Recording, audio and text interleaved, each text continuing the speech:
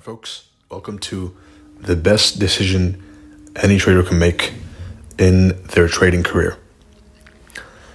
CIC, being in CIC, this is the only official place to learn about CRT on the entire internet. In the sea of fake mentors, in the sea of fake, phony, posing so-called CRT mentors, obviously, none of them know what they're talking about when it comes to CRT, right? The only correct place to learn CRT is the source. Don't come to me saying it doesn't work. Don't come to me complaining about the concept if you went to learn it from someone else.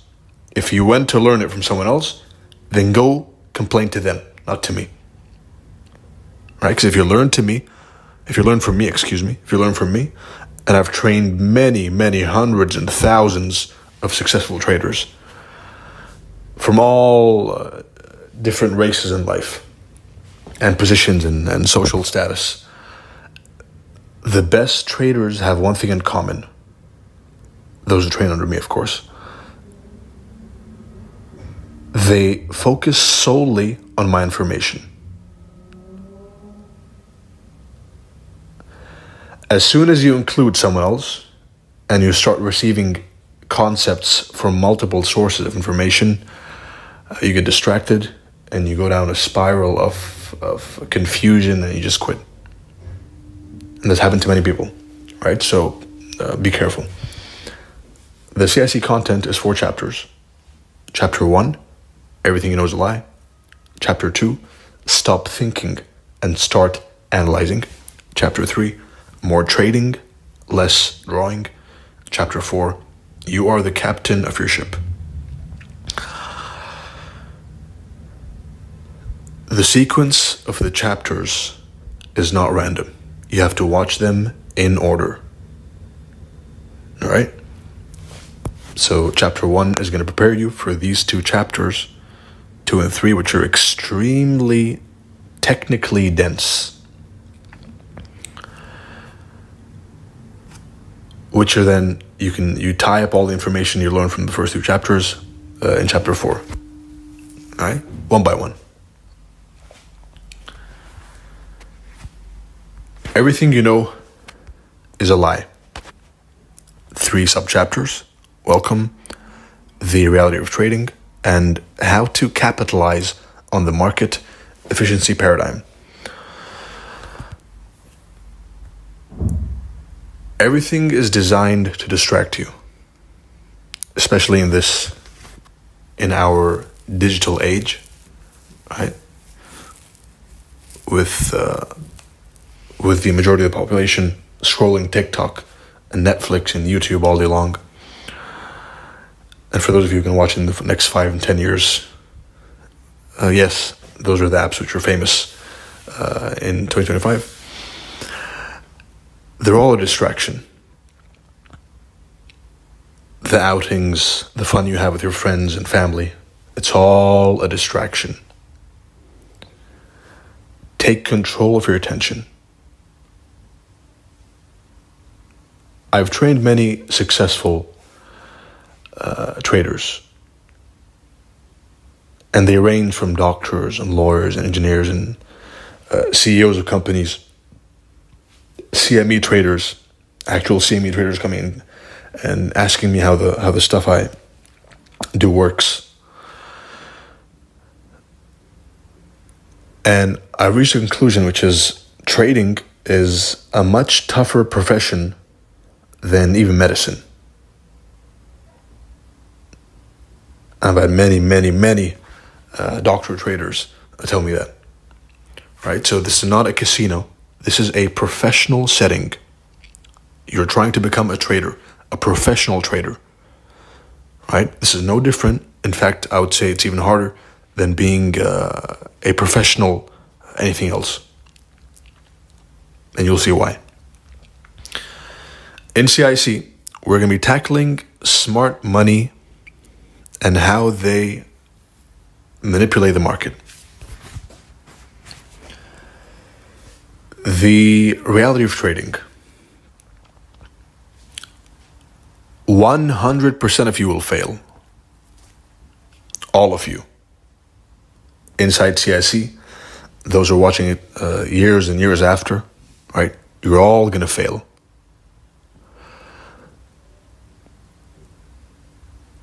It doesn't matter if you fail,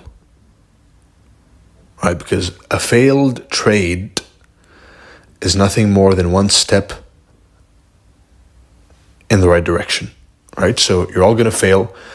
You're all going to lose trades. You're going to lose money. It's going to hurt. It's part of the game.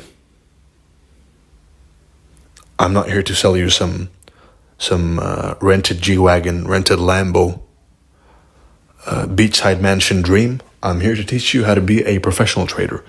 Now, there is a lot of money to be made in professional trading. You can become extremely wealthy and gather huge amounts of money from trading. But you'll only do that realizing that most traders lose.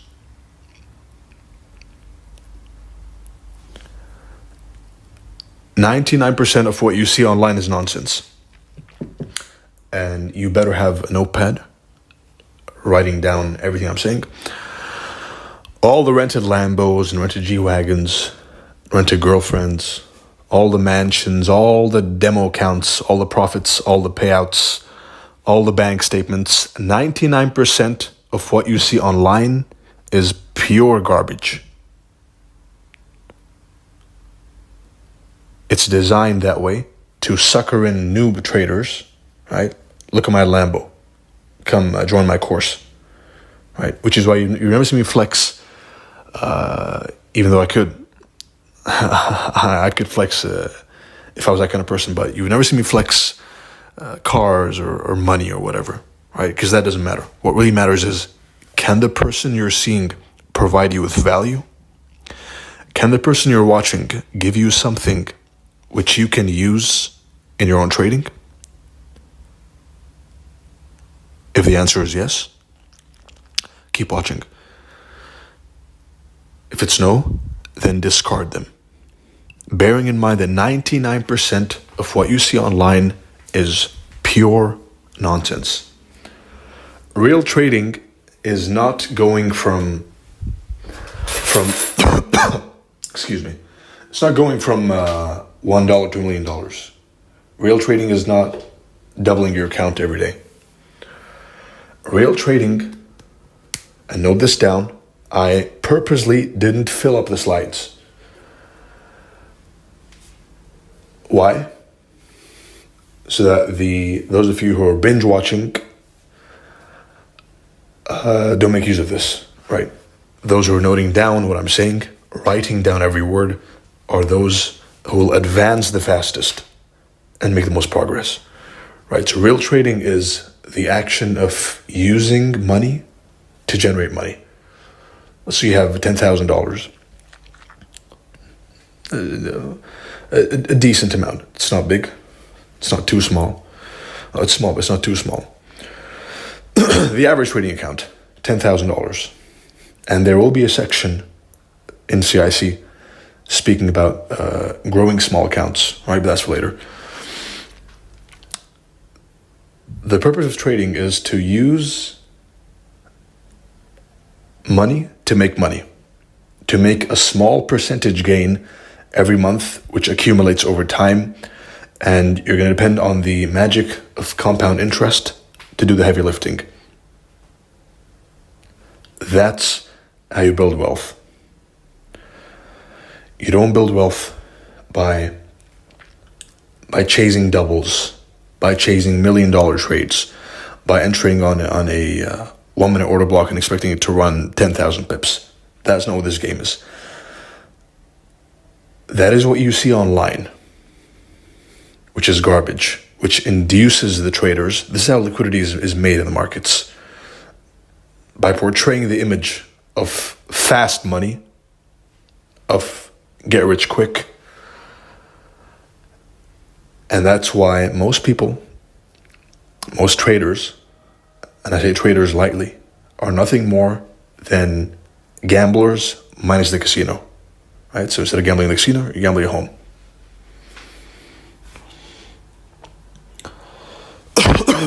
How to capitalize on the market efficiency paradigm. By realizing you're focusing on the wrong things. This picture is all I'm thinking about when it comes, and this slide is where we get technical, right? When I look at charts, this picture is all I care about. You have the liquidity provider, smart money. And no, smart money is not the hedge funds. It's not the banks. It's not the institutions. That is dumb money, right? Smart money is the people who own the market. These markets are controlled and they're manipulated. And I don't care who tells you otherwise, they're wrong. These markets are owned, controlled, and manipulated.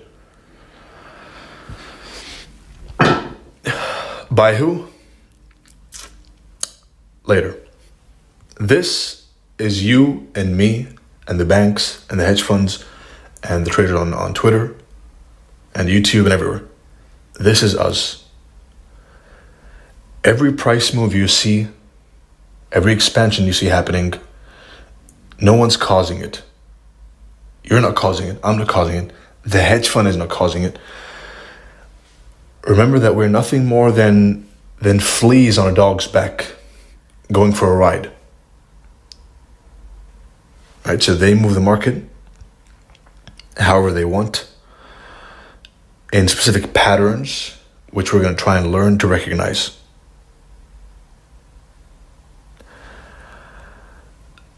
And no, you're not going to go and chase patterns blindly.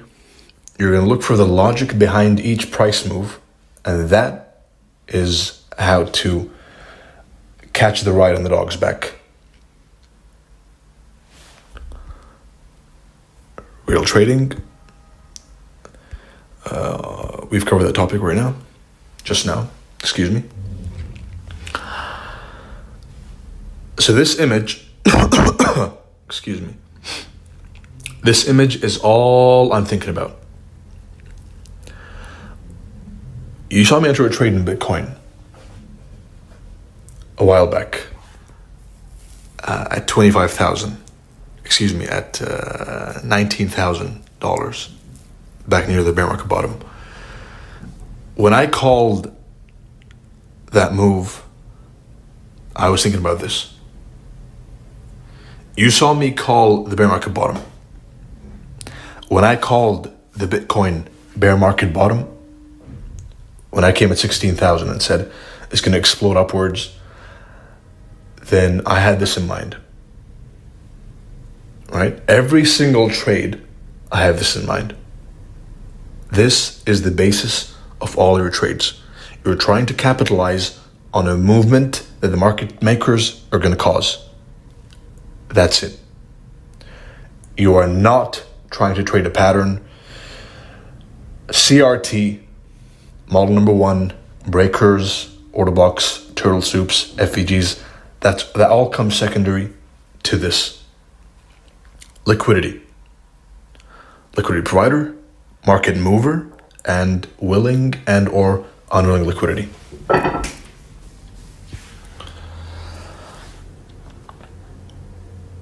Here's some technicals.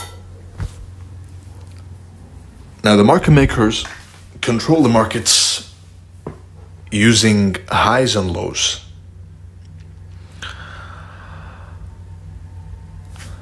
So they push the market in a rally, they form a high, they dump it lower, and above old highs, we have buy stops.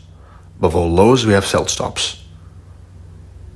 Right? So you're going to wait for them to go and push market above the old high, forcing in new buyers and stopping out old sellers.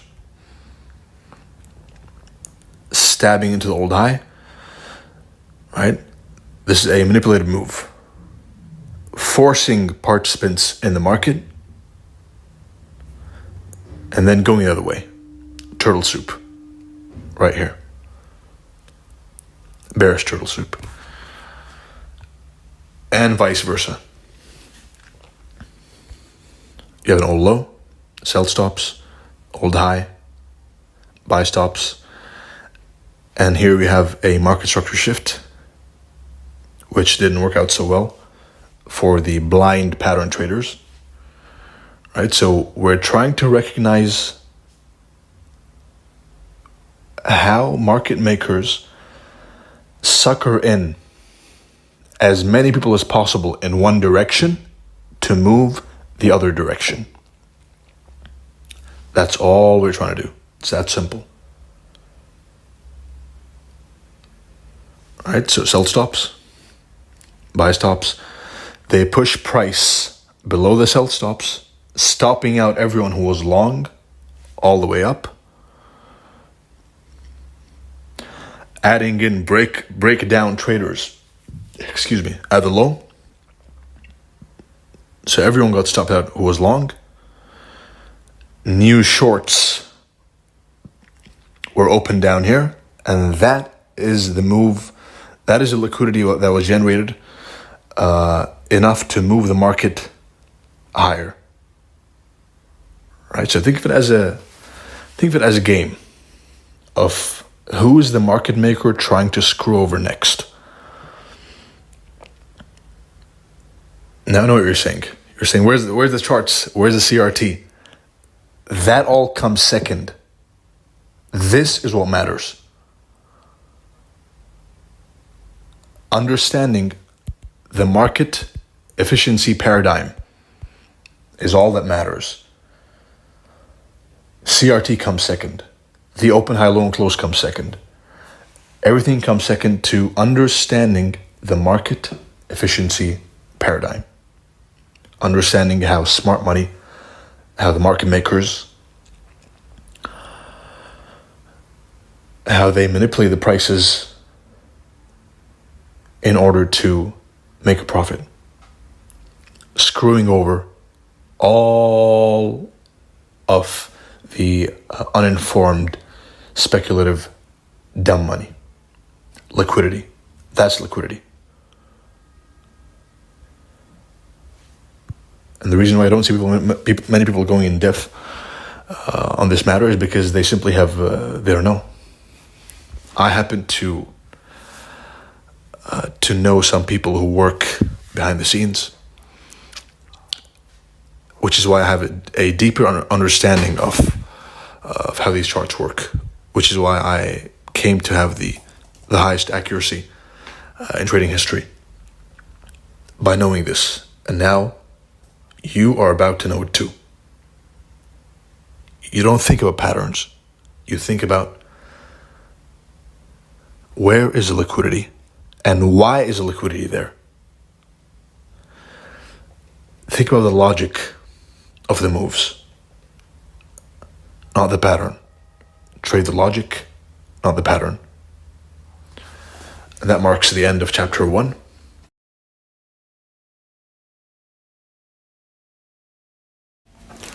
Alright folks, before delving into the deeply technical chapters of 2 and 3, here's a quick run through to correct the terminology we use on a day-to-day basis as CRT traders. So on the right side we have the PD array matrix with all the different key levels that we look for before entering a trade. Of course, in this hierarchy, the strongest key level or PD array is the bearish breaker and the bullish breaker. Right, so the breaker is the strongest PD array. And you better be having a notebook at hand, writing down everything I'm saying. The most common terms are candlesticks, FVG, breaker, kill zone, especially model number 1, turtle soup, rejection block, and OT. To begin with, candlesticks. Now, candlesticks are nothing more than a visualization of the buy or sell orders in the market at any given chart at any given moment, right? So thinking from the perspective of the market efficiency paradigm, a candlestick is simply the market makers injecting in more liquidity, pushing price to the buy side, which results in an up-close candle, or vice versa. They push market to the downside, which reflects in the charts in the form of a down-close candle, which means more sell orders, right? That's it. So open low, high close, which means the market makers are pushing price higher. Open high, low close, which means they are pushing price and they intend to attack liquidity lower. And as you know, as I always preach, we're looking to trade below the opening price of potentially bullish candles and above the opening price of potentially bearish candles, right? And note this down. Open, turtle soup into previous candle's low, CRT, and rally when bullish, and vice versa. Open, rally, turtle soup, and then dump. FVG.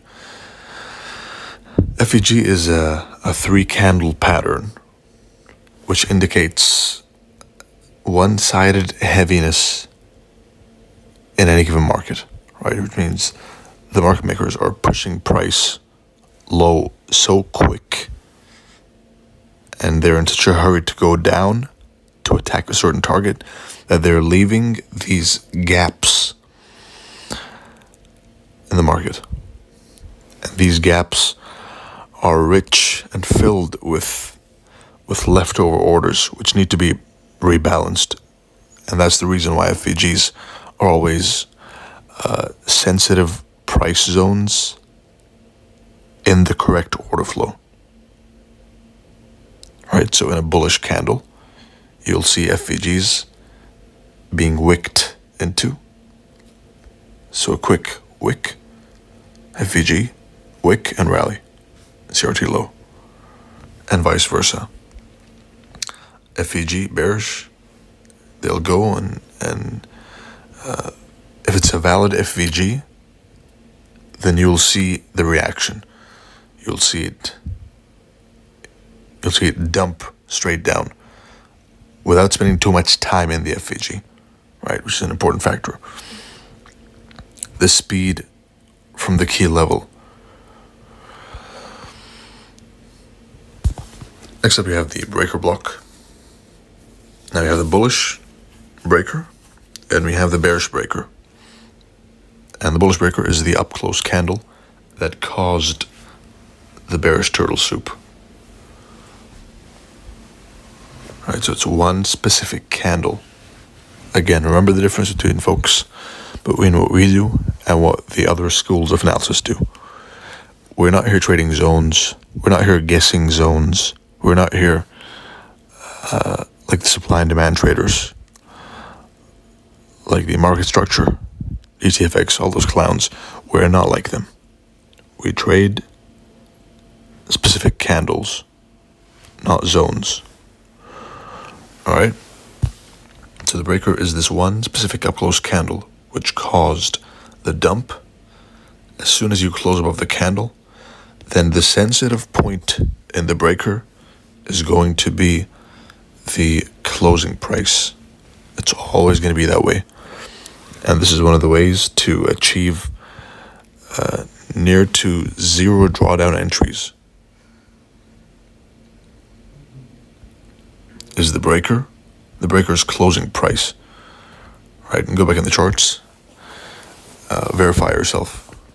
What I'm saying is the closing price of the breaker, of the valid breaker, is one of the best ways to get a zero drawdown to the pip to the tick entry. As you can see in this picture here. And vice versa with the bearish breaker.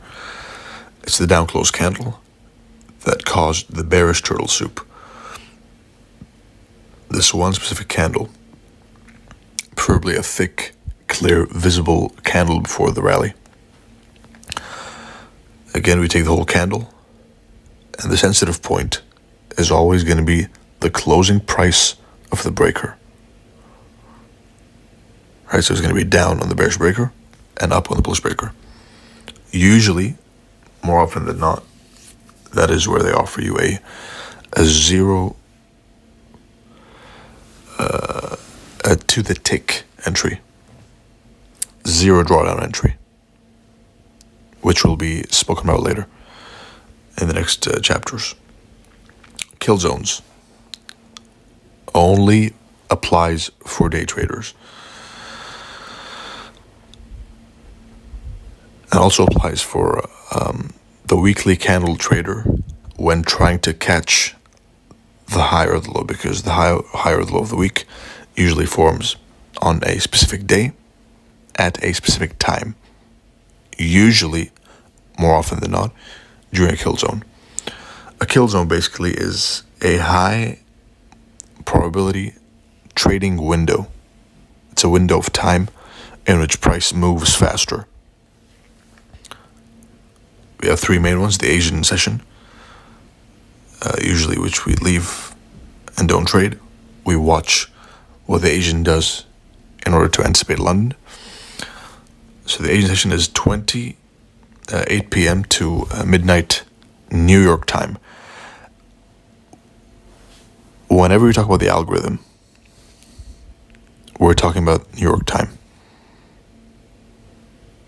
Right, so whenever I say time, whenever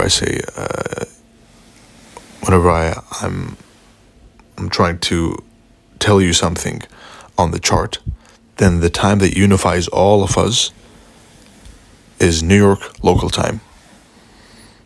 Right? That's the time which matters to the algorithm. So Asian, 8 p.m. to midnight. London, you have 1 a.m. to 5 a.m. New York, 8:15 to 2 o'clock. Now, there are some adjustments which can be made to these times, but this is the rough estimate. And this was intended to be a quick, brief run-through. We'll go in deeper into exactly what time to enter later down the road. Right? But for now, these are the kill zones. High probability time windows in which price moves faster. And a phenomenon for your study is session liquidity, which is, what does New York do when a turtle soups London's liquidity, and vice versa, right? So each session is taking the liquidity of the previous session and moving in a certain pattern. That's what we're trying to predict, right? So the market makers are using the sessions to generate liquidity, and they're using each session, to move the market in a certain way depending on which liquidity it took first. For example, if we had taken this high before this low, then more often than not, that would be a bearish sign. And vice versa.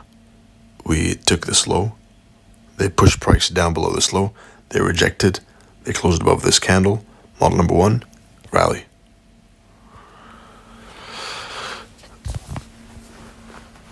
Next up you have the famous model number 1. Now model number 1 it simply refers to the up close candle that liquidated the high, or the down close candle that liquidated the low. This one specific candle, again, you'll notice this pattern in my speech, which is speaking about one specific candle in each trade.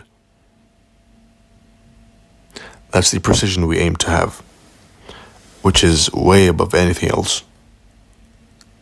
We go and dissect specific candles and pinpoint specific candles, not zones, right? Which is what makes the system better than other systems. Objectively better and objectively more accurate than other systems. So a bearish model number one is an up-close candle that liquidated the high. You enter at the low, stop loss the high, and you let it dump. And vice versa. A bullish model number one is the thick down-close candle that liquidated the low. You close above it, and then you use that single candle as a sensitive price point to enter.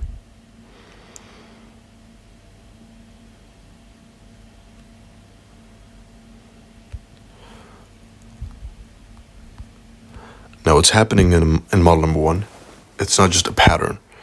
It's the market makers pushing price, enticing new orders and new liquidity into the market, right? Because that's how they generate interest in the markets, is by pushing price higher or lower, enticing dumb money to get excited and participate in a trade in the false direction, right? So in this situation, they're forcing price above the old high, enticing new longs, stopping out old shorts. And as soon as they close below this one specific candle, they're showing intention of using this one specific candle as the trap and as the propeller to push price into the other way. So they push price into the high. They lose money temporarily, pushing price up in here. They close below, and they have to push price back into this one specific candle in order to push price lower, right? They can't go lower unless they go and mitigate the risk that they have by pushing price into this one specific up close candle that liquidated the high, and then they're forced to push lower, which is also CRT. Right, now that was a bit too, I went a bit deeper than I was intending to in the summary. But in plain English, bearish model number one, up close candle, liquidated the high. Bullish model number one, down close candle that liquidated the low. Next we have turtle soup. Pretty simple. So we have buy orders, sell orders, market makers pushing price above the old high, stabbing into the buy orders to entice new longs and to stop out old shorts. And once they have this move done, then they're going to offload the positions they gathered up here and dump them and distribute them to this old low, right? So market makers, they need old highs and lows. This is the advantage we have over them, is we'll know that they will always need our highs and lows in order to accumulate, manipulate, and distribute. You can't manipulate unless it's above an old high. There will always be old highs and lows, which they need and they engineer and they manipulate above and below in order to make money, right? So this is the advantage we have, which will never change unless the markets are taken away from us, unless we can't trade anymore. That's when it's gone, which is not going to happen anytime soon. All right, and vice versa. Bullish turtle soup, they engineer a low. So this low, price pushed away from this low, right? So they propelled price away, generating automatically. You can assume when you see price moving higher that there's sell stops below it, right? Below the old low. They push price down into the old low, stopping out everyone who was long, right? Adding new short positions in the market, and then using that fuel to push higher and make some money. They make some money out of the retail traders, right? So that's basically turtle soup. Rejecting an old high or rejecting an old low in plain dumbed down English. Rejection block. This is a nice one. It's the closing price of the candles, the closing price of the order blocks when they leave either a stubby or a long wick. Right, this will be discussed in detail in the lesson Price Action Details later. But it's basically when you see an order block with a long wick, right, then you're going to go and mark the opening price, and that usually is the sensitive zone which they use to stab into, stop out retail without taking out the wick, and then dump, or vice versa. So retail and dumb money turtle soup traders, they think, you know what, I'm going to wait for this low to get taken. But no, the body is enough. They take the body and they rally.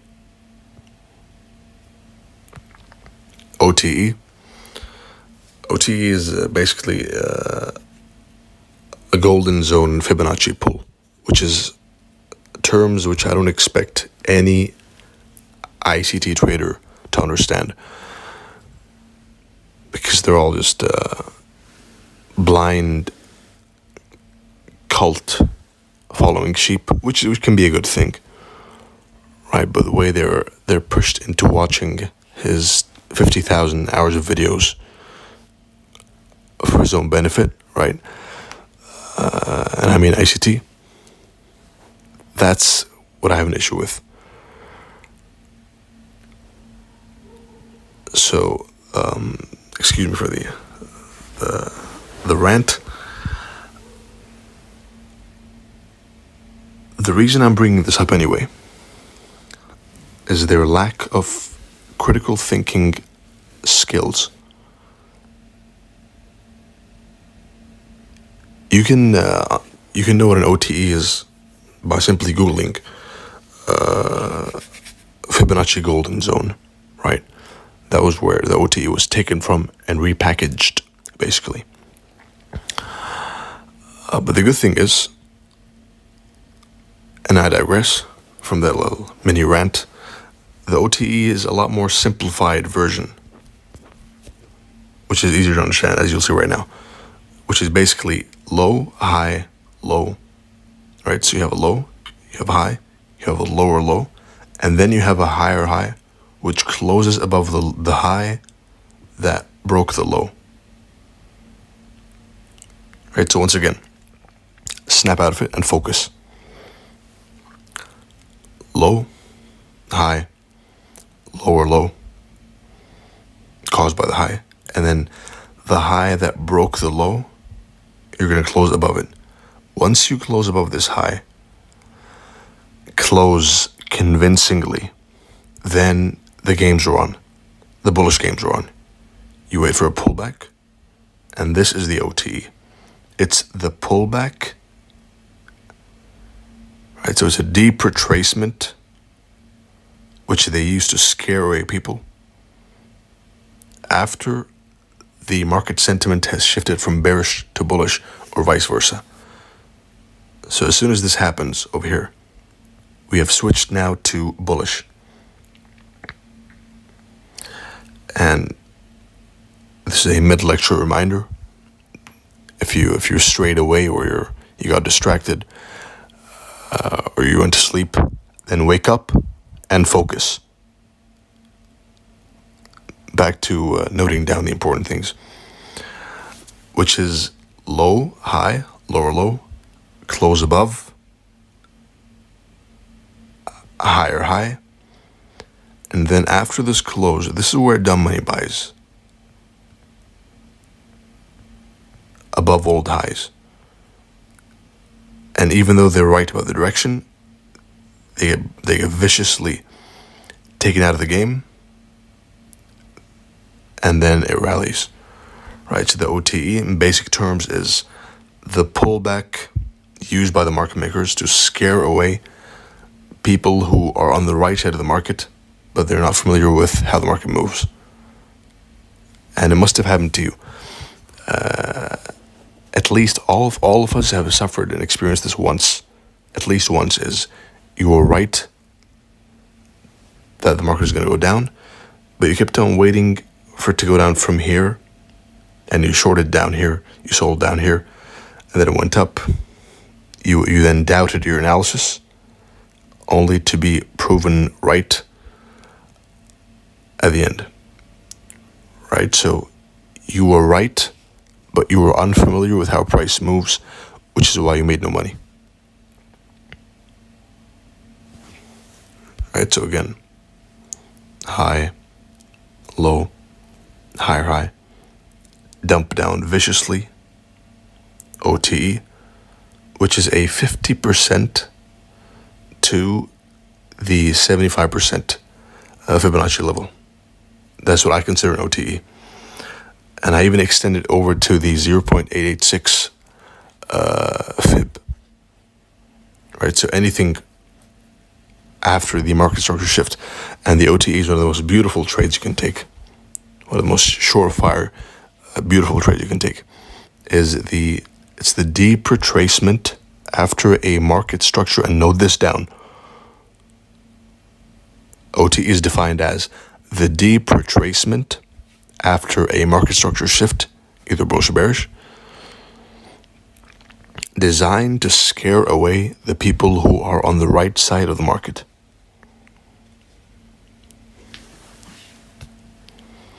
Usually lies from the 50% Fib all the way down to the 0.886 Fib of the price leg.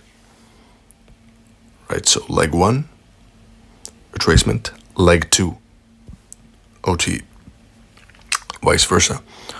Leg 1, retracement, OTE, kickstarts leg 2.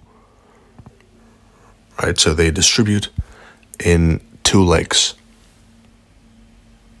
2 expansive price legs. Expansion leg 1, once you see this, then you're almost guaranteed, and there's no guarantees in the market, but there's a high chance that you see a leg 2 kickstarted by OTE. Right? There you have what's that? There we have a rejection block.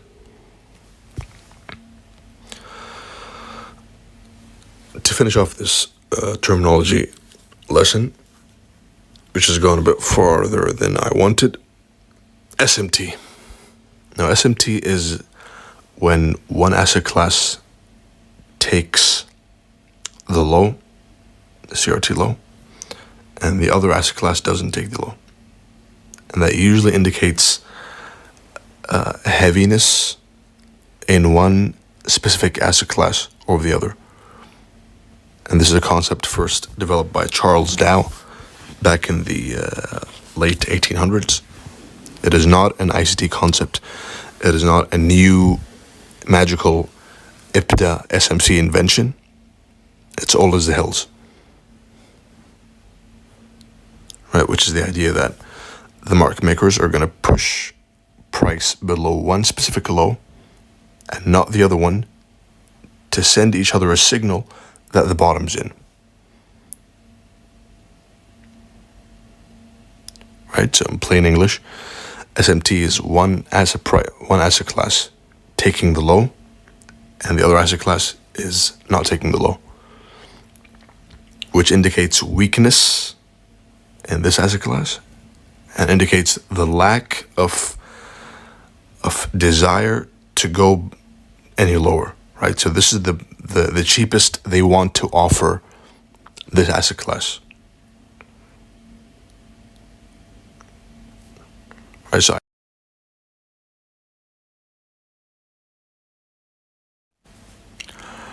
all right, folks, welcome back to chapter 2. Stop thinking and start analyzing. And this chapter is specifically targeted at those who like to theorize, but they lack the practical skills of applying the concepts in theory.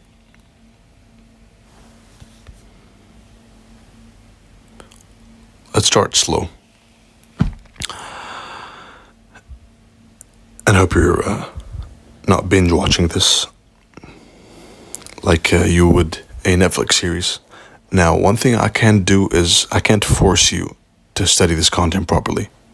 What I can do is offer the best explanation that there is of CRT, which is what CIC is. Right, and later in the CIC upper class, personalized teaching for a small group of people. But in CIC, I offer you a detailed explanation. If you listen to it and you follow the instructions, because this is a manual, right? Perhaps maybe later in a year or 2 or 3, I don't feel in the mood to teach. Even I sometimes go back to my videos because they're nothing more than manuals. It's not my opinion. It's not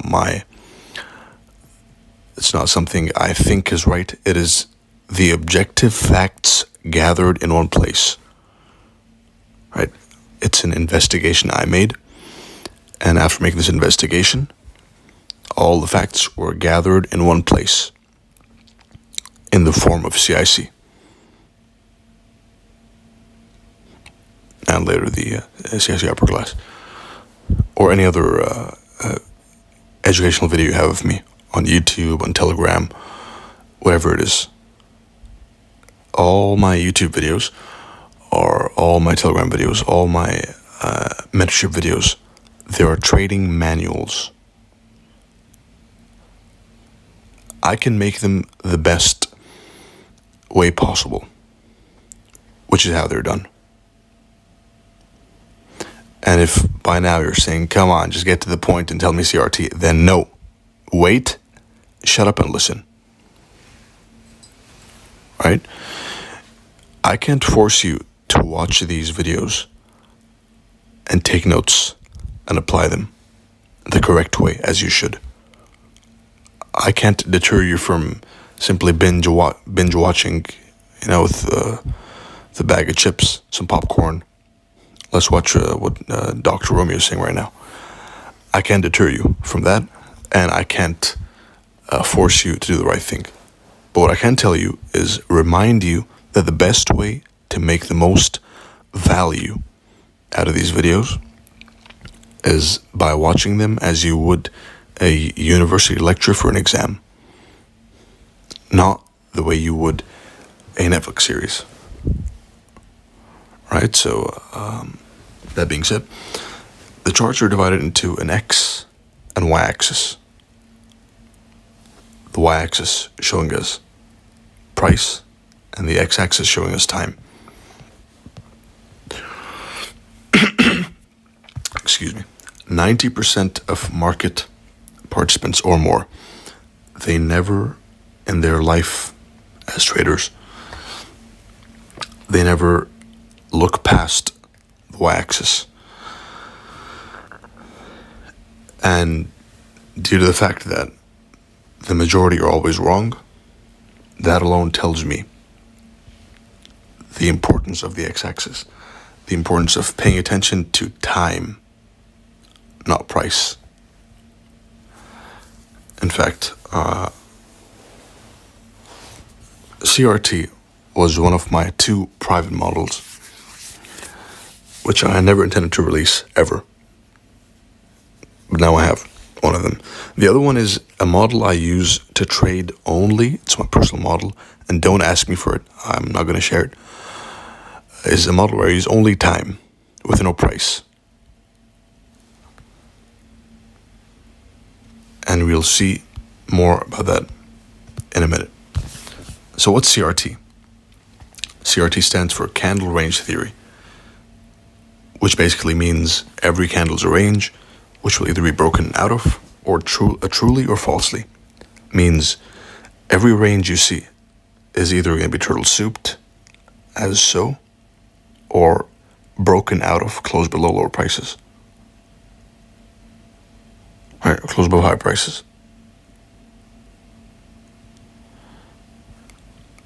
Wick above lower prices. And this takes us back to the age-old if-then concept, which is wick above. If they wick above, lower prices. If they wick below, higher prices. If they close above, higher prices. If they close below, lower prices. Our job is to hunt the highest, the highest probability candle range and look to trade them.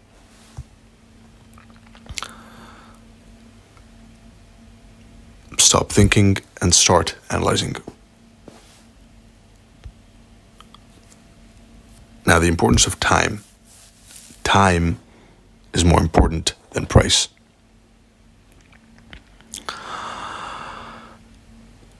And let's prove that, right? Because everyone goes and blabs on social media and puts pictures of old wise Greek gods as their profile pictures while being a teenager, right? If you know who I'm talking about. But everyone claims to know what time is. Everyone claims to have cracked the code of time and the algorithm. But the reality is as taught in lesson 1, 99% of these people are fraudsters. They have no idea what they're talking about. And listening to them does nothing more than damage your eyes and your brain even more and stray you away from profitability. The more you listen to these folks, the less likely it is that you succeed. And I've seen it many, many times.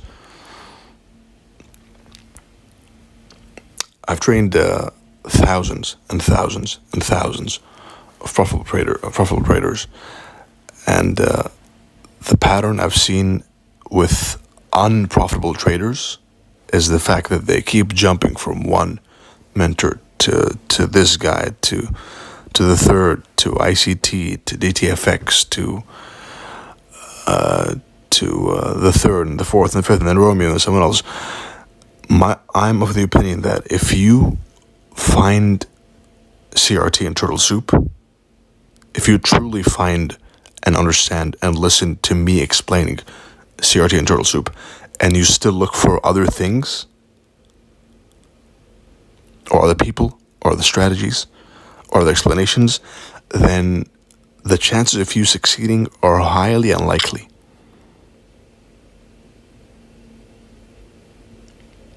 Why? Because the sample size of people I have shows me that those who stick to one thing succeed.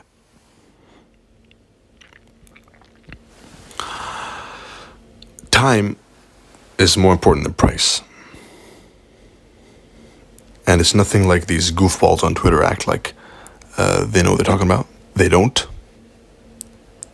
The demonstration that time is more important than price is as follows.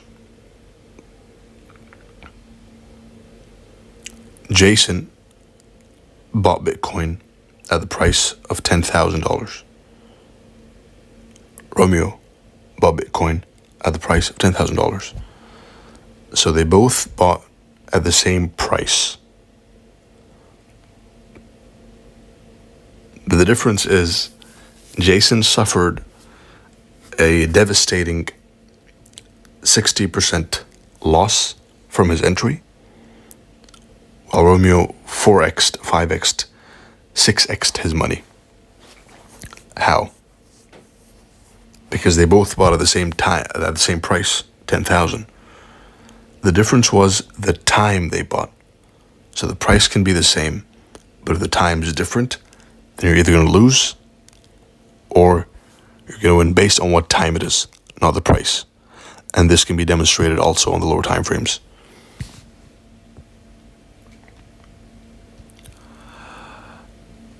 Now we're going to go and run through the all the different levels of CRT, right? So the 4-hour, the daily, the weekly, and the monthly. 4-hour CRT. Every single daily candle is composed of 6 4-hour candles, right? Every single 4-hour candle, daily candle, is composed of 6 4-hour candles. All you have to do is find one valid CRT and trade it. And usually every single day, every single week, every single day you can have at least one 4-hour CRT. Now, this is a message only for the intermediate traders, right? For the beginners and the less advanced, you'll see something for you in the next chapters.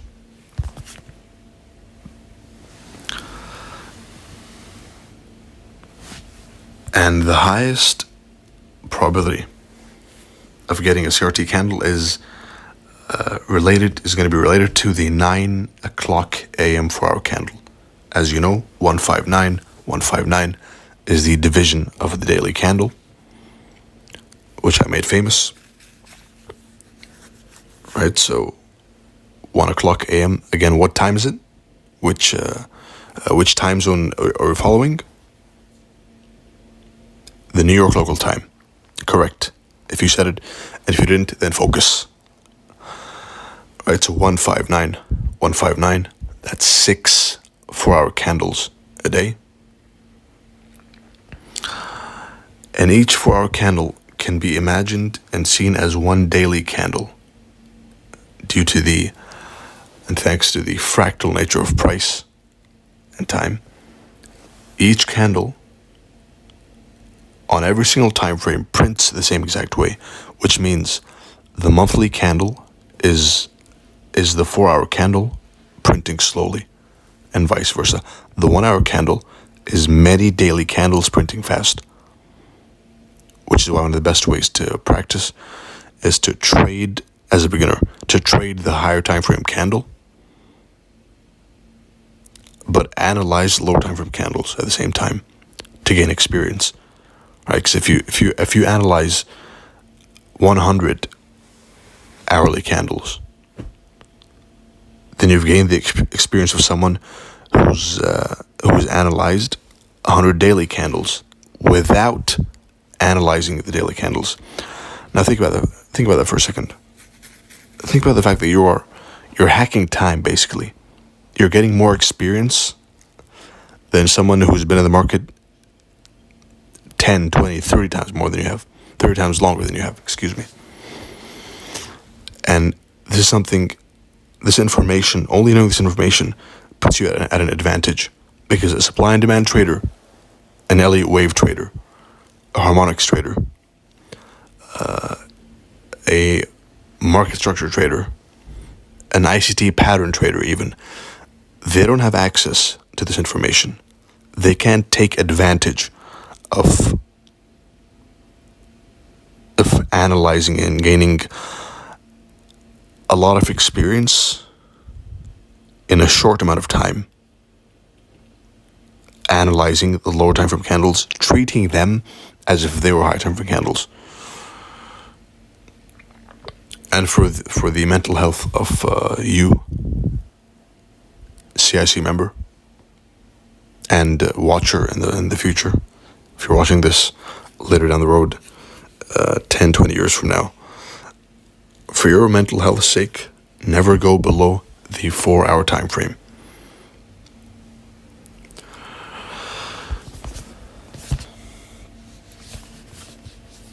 Again, the 9-hour, it's a Forex chart, right? So 159. The 9-hour candle is this one. And what I'm looking for is for it to be a smooth, easy, one-sided candle, right? That's why the highest probability. Candle is the 9 o'clock a.m. New York time for our candle.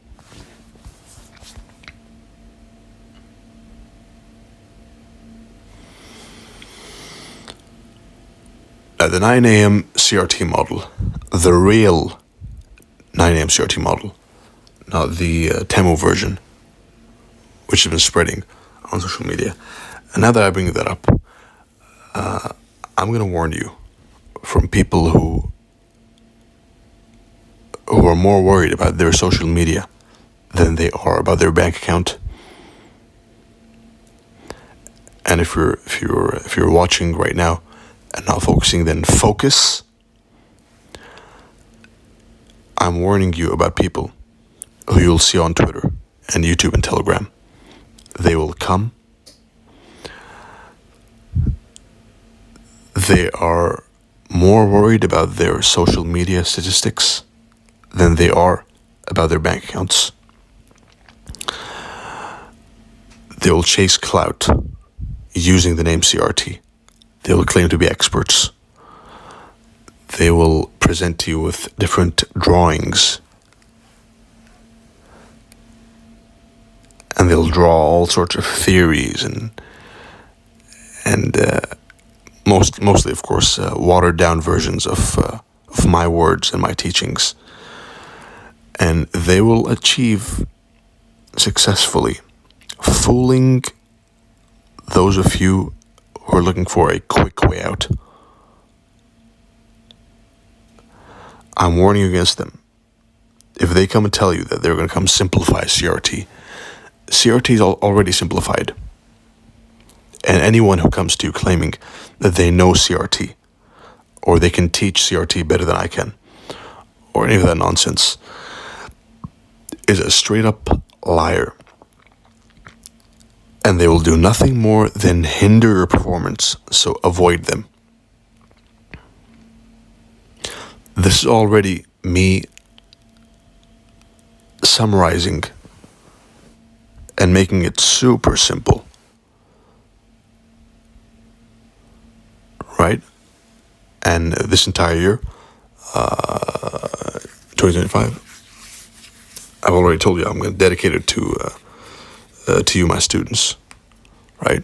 To make sure you understand, each of you understands, as far as I can do, of course, because you're a lot. But whether it's through CIC, whether it's through the CIC upper class, you will all get an adequate education, an extremely high level education, for free, and in CIC, and of course the most intensive in the upper class, right? But the point of this mini rant is to warn you against CRT grifters and merchants who come to you with their hindsight charts. They come to you with their mysterious tone, which is basically copying me word for word. They come to you with their intention to either gain followers or open another cheap course or whatever. Avoid them at all costs and stay away from them. They will do nothing. They'll do you more harm than good. Right? And you'll see the internet stuffed with them. And I have nothing to do with any of them. Now, there's a caveat. If they credit me for the work and you see them doing stuff I do and say, so they're basically copying my words and reminding you of my words, then sure, they're good. But if they bring new stuff up, if they invent, quote unquote, which is just bullshit, if they invent, and I say it lightly, new concepts, and you see them bringing up new CRT intricacies and details, then they're full of shit. CRT didn't exist a couple months back, right? Until I decided to reveal it to the world. Anything anyone knows about CRT is only what I've taught. I'll say that once again. For those who went to sleep, focus. Anything anyone knows about CRT is what I've chosen for them to know. And anyone who adds anything else, which I haven't, or acts like they know something I don't, which is even more absurd, then their work is rejected and you are ordered to abandon them completely. Right, so back to the 9 a.m. CRT model, the real one. So at 8:45, you're going to mark the landscape. What does this mean? This means you're going to go and see what the daily time frame candle is likely to expand towards, up or down. And you're going to mark a pre-9 o'clock high or low. And you're going to mark the 9 o'clock open. Right, those three factors, which are the three components of a high quality trade. And then at 9 o'clock, you wait for a high or low to be taken, turtle soup, and you wait for the formation of a model number one, and you ride the wave. It's that simple. With, of course, an SMT forming between the two asset classes. Right, so it's that simple. No complications, no need for additions or innovations. All innovations are rejected. And they're designed to distract you and hinder your performance, no matter how juicy and enticing they make them look. Right, so the summary of the 9 a.m. CRT model is at 8:45, mark the landscape, which means the higher time frame candle, a lower time frame liquidity pool, and the 9 a.m. open. You then watch. A common mistake made will be trying to force a trade as soon as 9 o'clock happens. No, wait for it to pan out. Wait to see what the market makers do, and then act. Always remember that we're nothing more than fleas on a dog's back, going for a ride. All right, so we're watching. We're not pattern trading CRT. Right, we don't care about the pattern. We're trying to identify what the market makers want to do next. Next up, we have the daily CRT.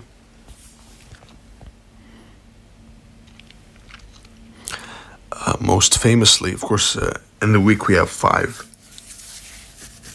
different daily candles printing.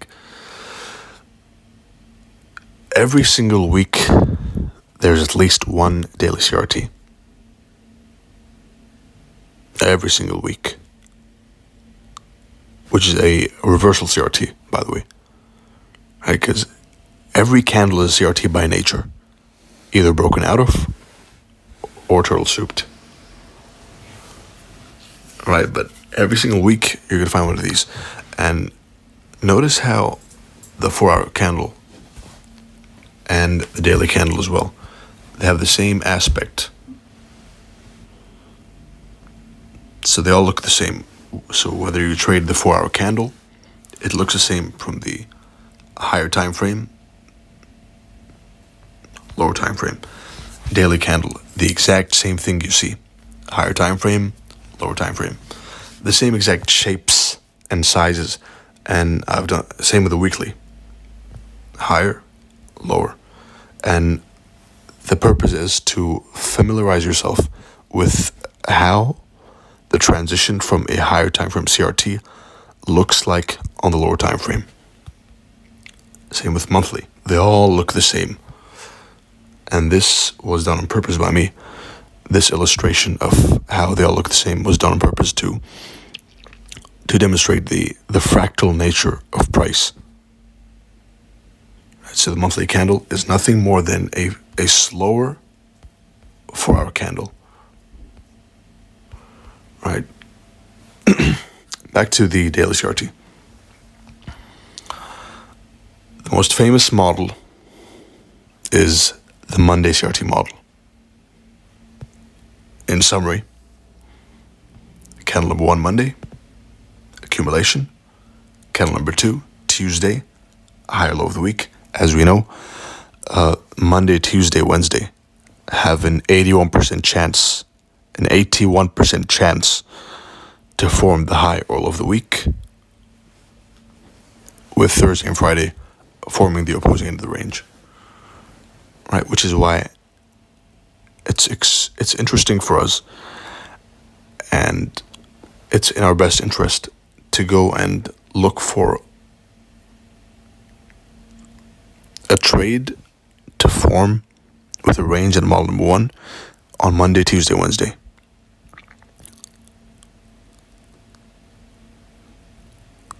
To go even further, Tuesday Tuesday has an extremely high chance of forming the high or all of the week.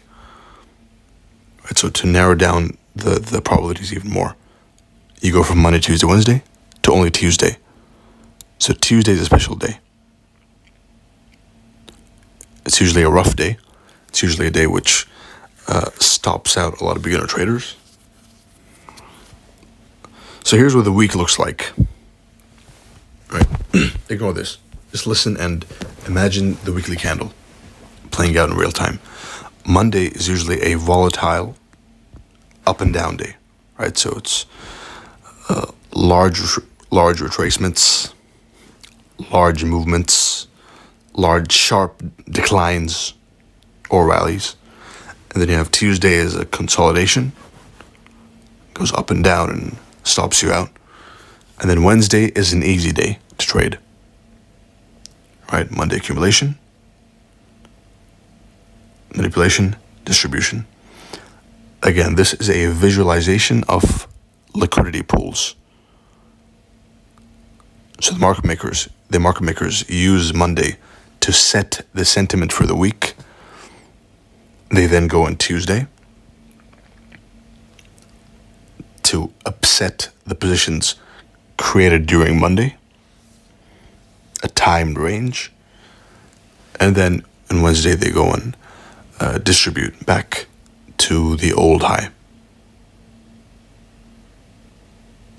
Right, so on Monday, if you want to trade the Monday CRT model, then on Monday, as a beginner Monday model trader, and there are methods, and I know I lost some of you, but if you're still focusing, then good job.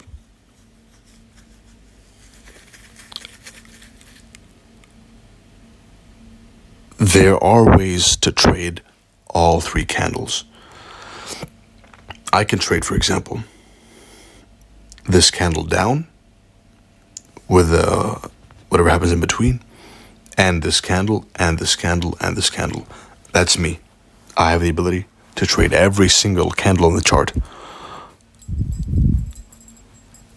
But I don't. Why? To reinforce selectivity. You want to go and select the best setups. You don't just go and randomly enter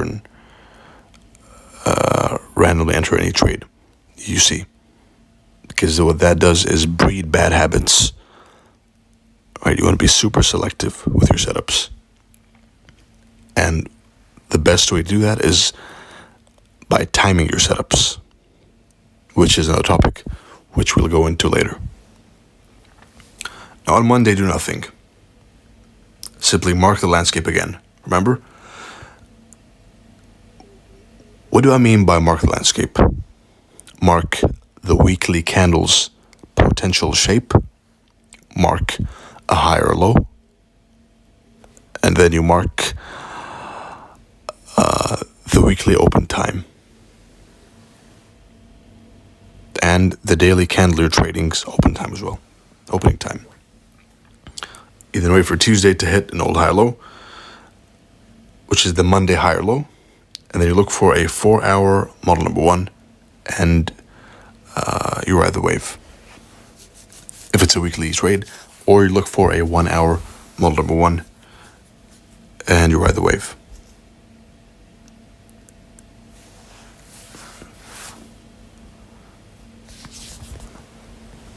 Next up, we have the weekly candle.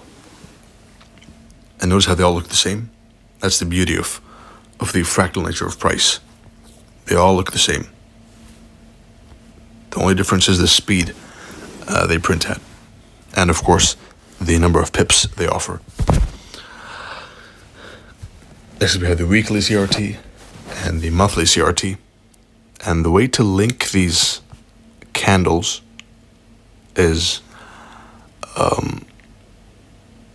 with lower time frame model number 1 is monthly CRT, daily model number 1, weekly CRT, 4-hour model number 1, daily CRT, 1-hour model number 1, 4-hour CRT, 15-minute model number 1.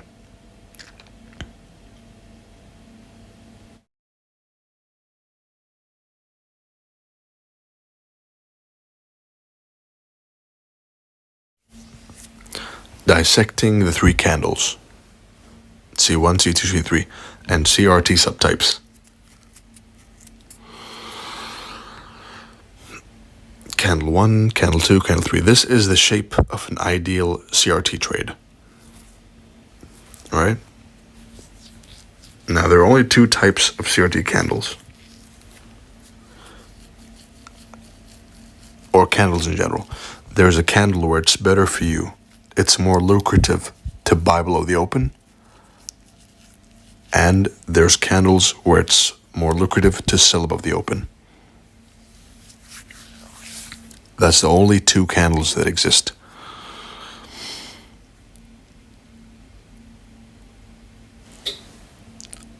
Buy below the open.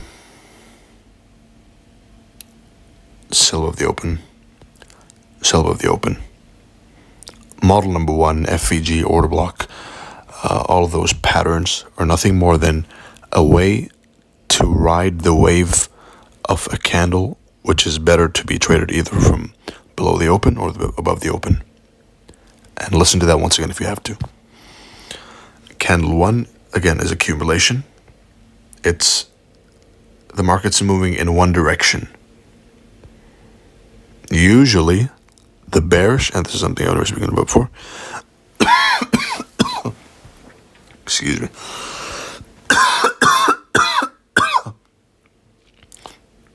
That's God wanting me to not expose this information.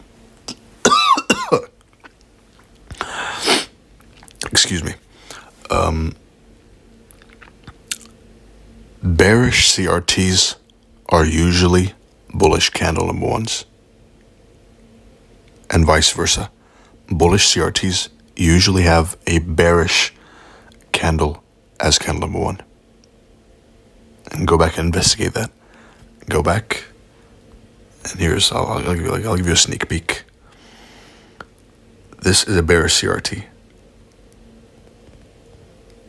and it's a bullish candle, and vice versa, right? See this bullish CRT?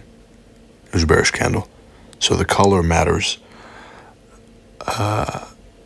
It's not the be-all, end-all. It's not a fixed rule, but it's an observation. I advise you to go back into your charts and study.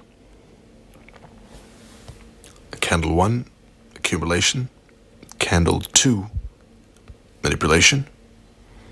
Candle 3, distribution. And a beginner trader might see this and just see 3 candles. But a veteran trader with a lot of experience can tell you that right here is the original consolidation of a market maker model at the CRT low. And the best market maker models, note this down, are the ones at CRT highs and lows. The best way to filter out, and this is why CRT even refines and validates market maker models. Original consolidation as a target is best and a higher probability when it lies at a CRT low, right? So a beginner sees 3 candles.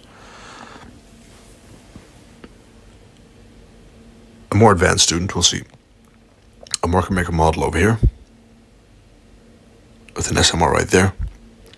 And furthermore, an even more advanced student will see what's inside these wicks. Without going deeper, I know there's an OTE inside here. And notice how, just like magic, when there's a long wick, then usually they go and smack into the 50% of the wick, and then they dump. Right, but you can see inside this wick, and inside this wick, if you go inside wicks like this, usually you'll see a range and a turtle soup and a decline. Inside this wick, you'll go and you'll see an OTE. Right? Over here was the market structure shift, up here. Right, so if you go inside candle 2, you'll see that there was a market structure shift to bearish, and then an OTE in candle 3. Only looking at the wick.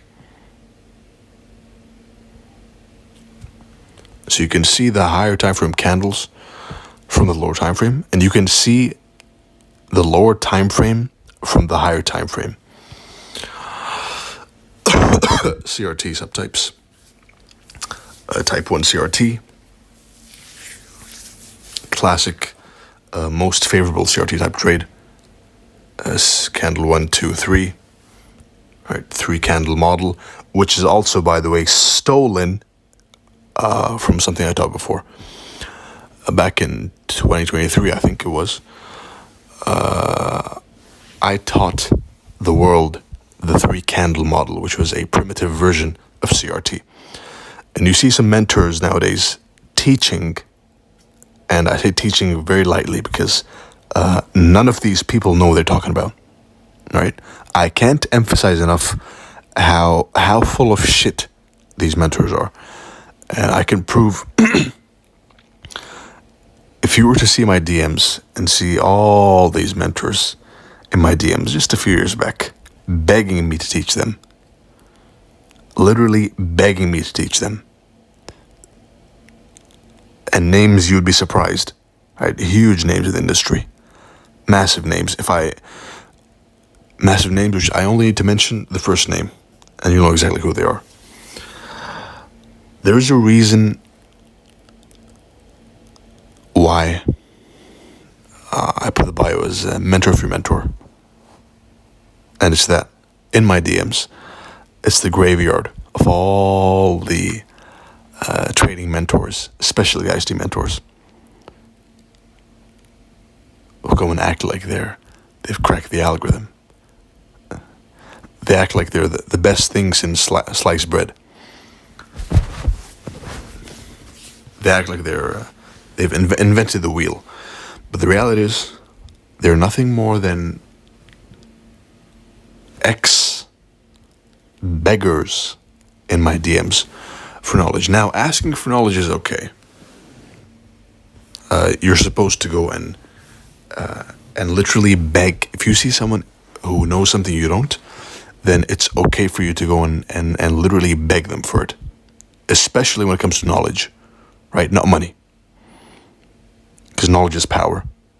If he can give you that knowledge he has, then he's transferring power to you. Right, but what's not good is you learning from someone, and then you go and you stab them in the back. Right, have some morals, have some principles, have some integrity. There's a saying in Arabic that comes to mind, which is, I teach him archery every day, and when his arm got strong, he shot me. Right, so asking for knowledge is fine. We all started that way, even me. What's not fine is asking for knowledge, begging for knowledge, and after learning, turning your back on your teacher. The sanctity of the teacher and the mentor should always be preserved.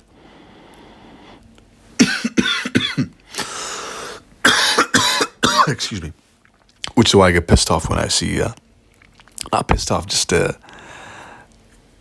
I find it amusing, if anything, that these mentors have the nerve to come and claim to have discovered or invented something when it's nothing more than a rebranded, diluted version. It's not even better. It's a diluted, lower quality Temu version of what I have given to the world.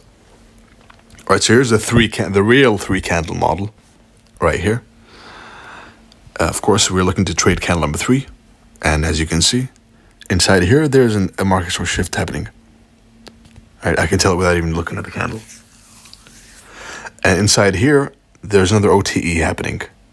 You can tell without looking at the candle. And of course, a failure swing, which will be spoken about more in the later chapters. Type 2 CRT. This one catches people off guard and is the most difficult to anticipate, which is it's going to go in CRT high and low at the same time. Right, open, high, low, close. So dumb money CRT pattern traders will come and say, bro, it didn't work. Bro, look at it. It worked. Yes, it worked. You just didn't know, right? That's the difference. So don't come and say it didn't work if you're not even familiar with the whole with the details of the concept, right? I saw someone on Twitter a while back showed me a type 2 CRT as proof that CRT didn't work, while in fact it's proof that CRT does work and has subtypes, which you need to study. Type 2 CRT, candle 1 and candle 2 only, and that's it. Or vice versa, right? Bearish candle, bearish CRT is going to be a bullish candle.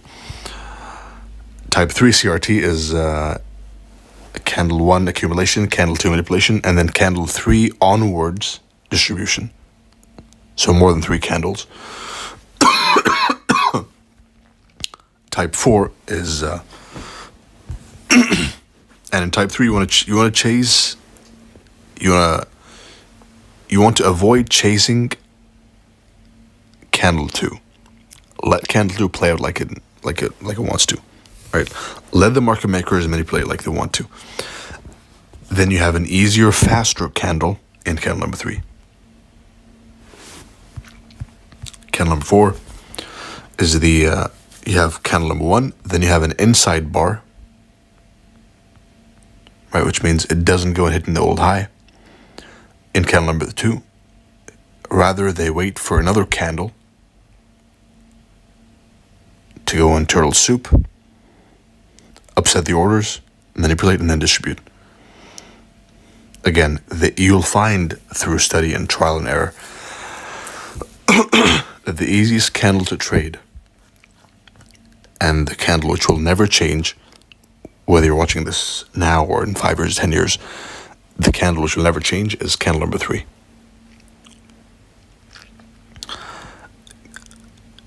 Candle 2 inside candle, candle 3 onwards distribution. Stop chasing candle number 2. Trade what's readily available. Trade the fastest candle. The fastest candle is the candle which happens after the manipulation candle, and write that down.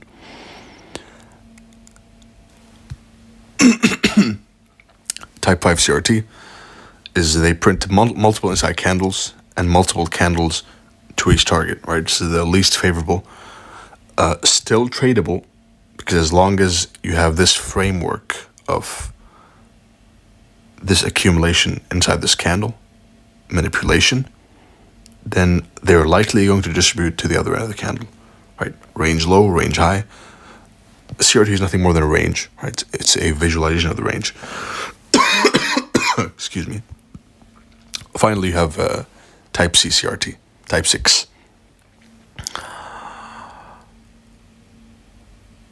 Type 6 is also another one which messes with beginner traders and makes them doubt the concept. But all they should do is doubt themselves for not knowing the concept. right? So type 3 is candle 1, candle 2, and then candle 3, turtle soups, the turtle soup. This is the famous 3 drives pattern, right? Where they push price into one low, a second low, and a third low, with the exact purpose of stopping you out, right? This is the market makers at work in prime form. Low, dumb money buys now. Another low, dumb money gets stopped out and buys again. Another low, dumb money gets stopped out. The market makers purposely do this to push price below old lows, to stop out anyone from participating in the massive move that's coming.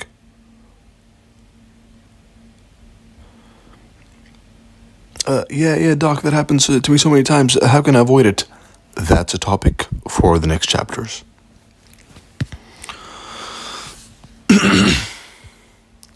Finally, we've reached an important topic. Now, a common doubt I get is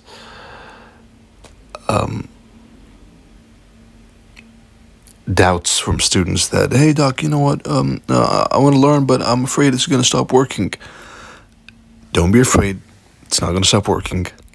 As long as we have these CRT grifters, as long as we have dumb money, as long as we have pattern traders in the markets, these concepts will never ever stop working as long as the markets are tradable and available to us. Once again, these concepts have been running since the late 1800s. There is no reason for them to stop working now just because a couple hundred people, 1,000 people know about it. Right? So that's not a genuine concern you should be having. They will work as long as the markets are tradable. If the market makers take away the markets from us and we can no longer trade them, then sure. That's not the case, which I rule out temporarily for the foreseeable future. If I see any changes to that, then I'll warn you all. All right, I'll let you know.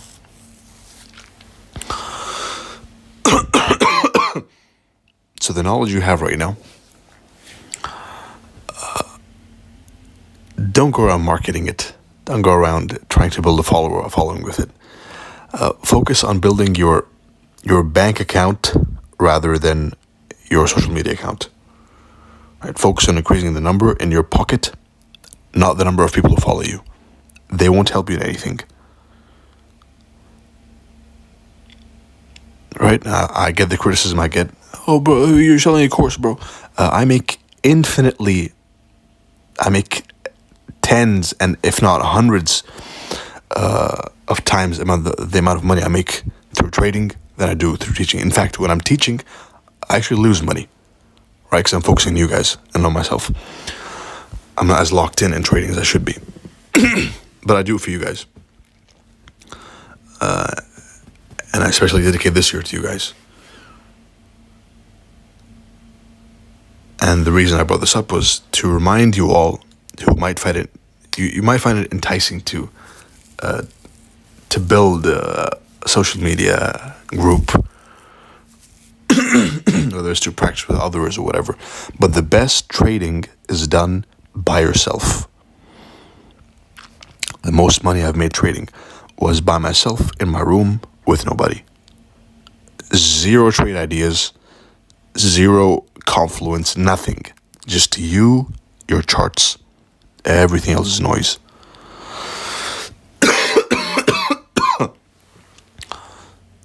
So don't go around marketing CRT.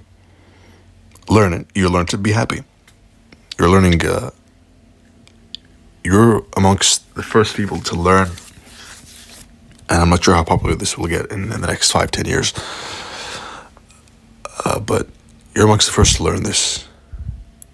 Stuff it in your mattress. Put it in a will for your grandchildren. Right, once you learn properly. And just keep it to yourself. There's no reason for you to go around marketing it and telling people to, hey, look, CRT, bro. There's no need for that. right? So back to the butterfly effect model, which is one of my favorite models, which is a consistent high risk to reward model. Now, this isn't an advanced model, a preface. This is an extremely advanced model. A beginner who tries this model is going to get burned. Burnt alive. Right? So, beginner traders, stay away from this. Intermediate traders, stay away from this. Advanced traders, give it a shot. The butterfly effect model is a consistent, the most consistent high risk to reward model that there is. Right? In simple terms, and you'd expect something like this to have some geometry involved, but no. It's simply risking the lower time frame CRT candle to target the higher time frame CRT candle. The entry is going to be, model number 1 of the lower time frame candle, and implement candle profiles to increase success rate. Here's an example. And this is not some hindsight garbage, which you're seeing like you see from everyone else. This is someone who's called the markets, me, live more than anyone ever will. Who's proven his accuracy as a public 81%, a bit more accuracy publicly in a public setting. Which is why sometimes I fear that they're just going to shut my account down one day. Right?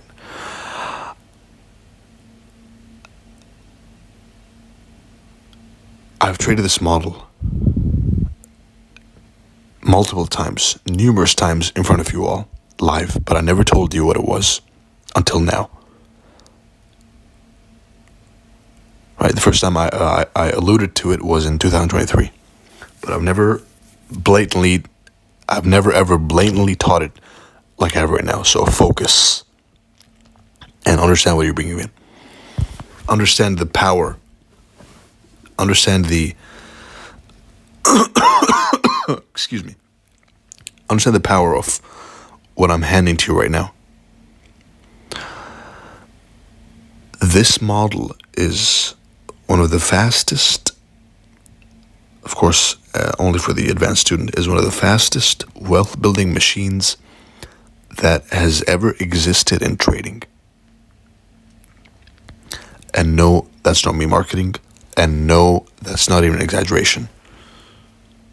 Because it's so simple, yet so mechanical, yet gives such an astounding risk to reward ratio. Here's a high time of CRT candle, right? CRT high, low, type. That's the homework. What type of CRT is this? CRT high, low, rally. When you see a CRT on the higher time frame, then you can safely assume that the lower time frame has a model number 1 without looking, right? So ignore this. Just look at this. I can tell you straight away that there is a model number 1 at the low, on the lower time frame. And that lower time frame, model number 1, has a CRT. And that CRT on the lower time frame of the model number 1 has another model number 1.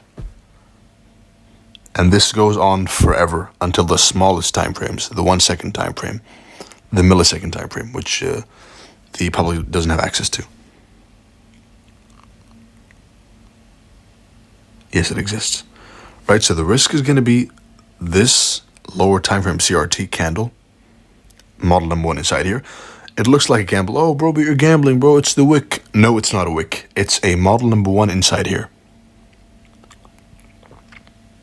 risk that, and the reward is going to be the higher time frame CRT high. Another example is over here, CRT high low.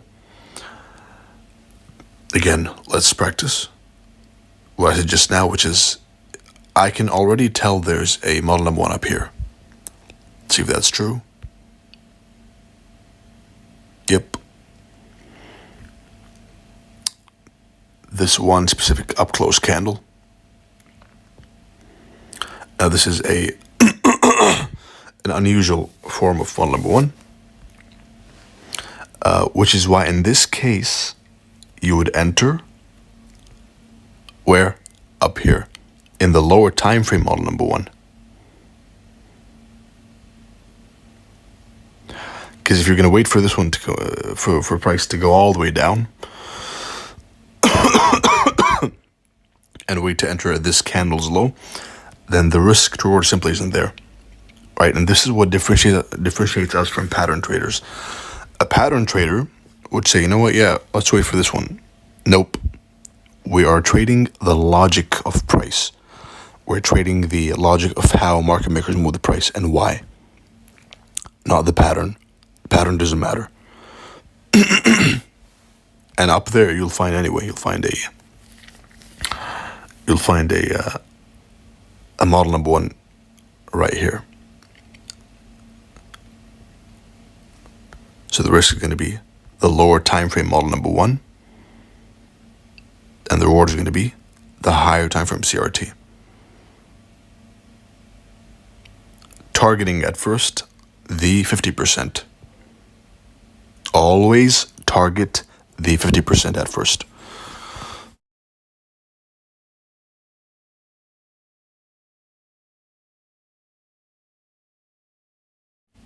All right, folks. Welcome to chapter 3. More trading, less drawing.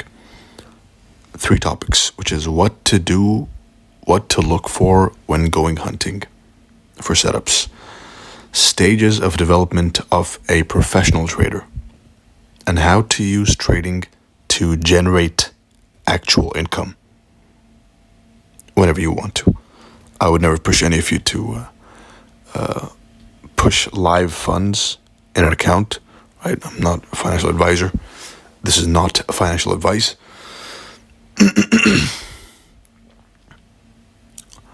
But whenever you decide that it's the best thing to do to trade a live account, then this is how I use trading to generate an income. Now, before starting, if I see any of you who have a chart like this, full of garbage, then I'm going to instantly block you.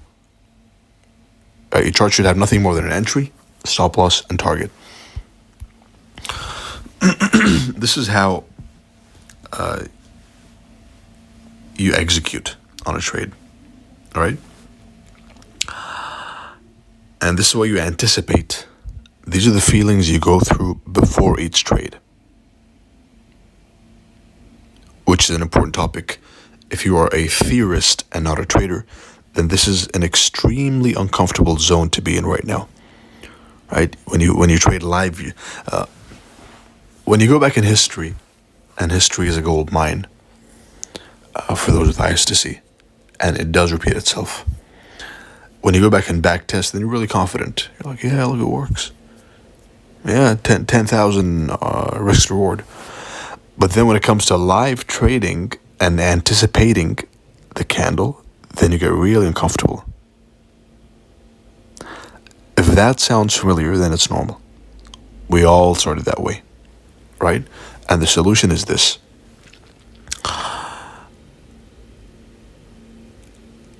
Anticipate more and trade more. How to anticipate? At the start of a candle, right? Because as we know, you want to choose one candle you trade. That's the whole summary. Before it opens, you will mark the candle you're trading's opening time, not price, key level, and a pre-opening time liquidity pool. You will avoid trading the first third or the first quarter of the candle and wait for a manipulation to occur. Once they push price into an old low when bullish or an old high when bearish, wait for your entry model and execute fearlessly. Seek looking for the pattern, and I say pattern lightly, right? It's a logic. Seek looking for the pattern, open, turtle soup, / key level expansion, right? Which is a more precise way to look at accumulation, manipulation, distribution. Now let's visualize this, because some of you right now, your brains are cooking. You're like, what are you talking about? Let's visualize this.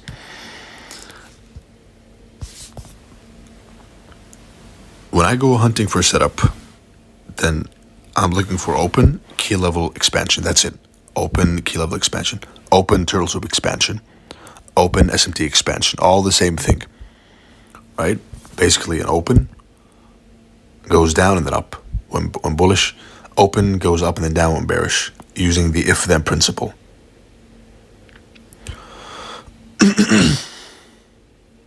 So your trades are going to look like this. And this is an extremely detailed, nuanced look, which you will rarely, if ever, find someone talk about, right?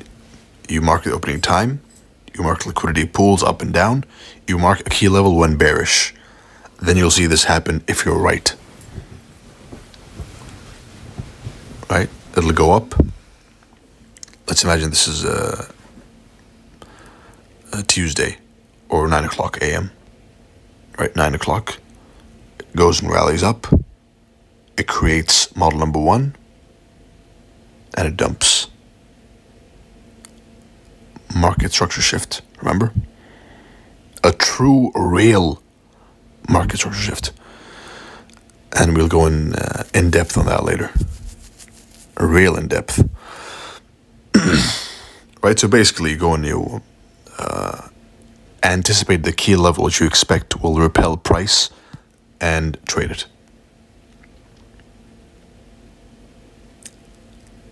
But Doc, what do I target? You target the 50% first, and then the opposing end of the range. Range high, range low. Typical standard range theory. Beginners, trade the weekly candle. If you're a beginner watching this,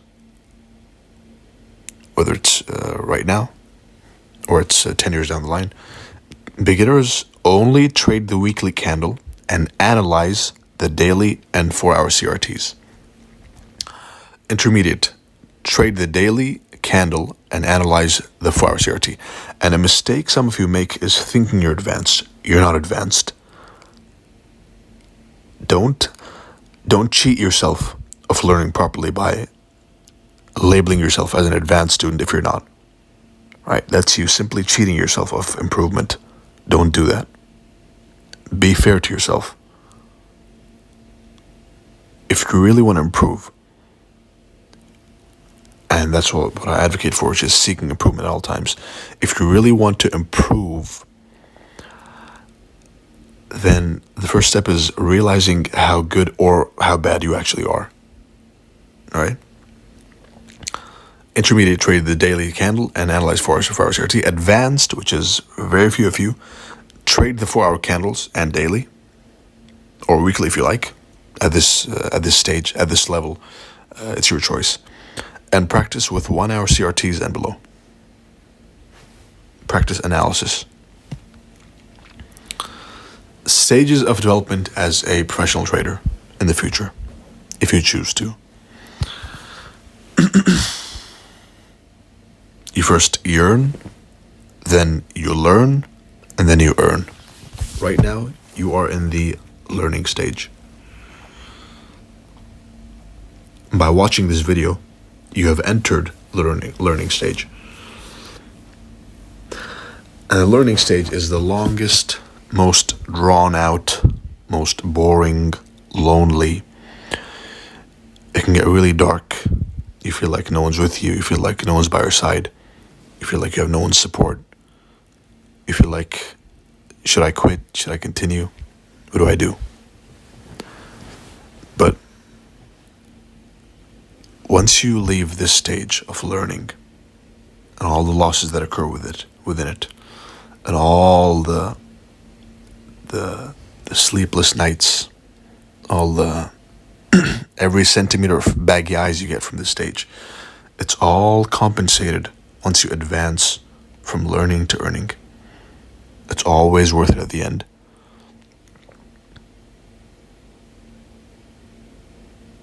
Whatever you lose, you make back.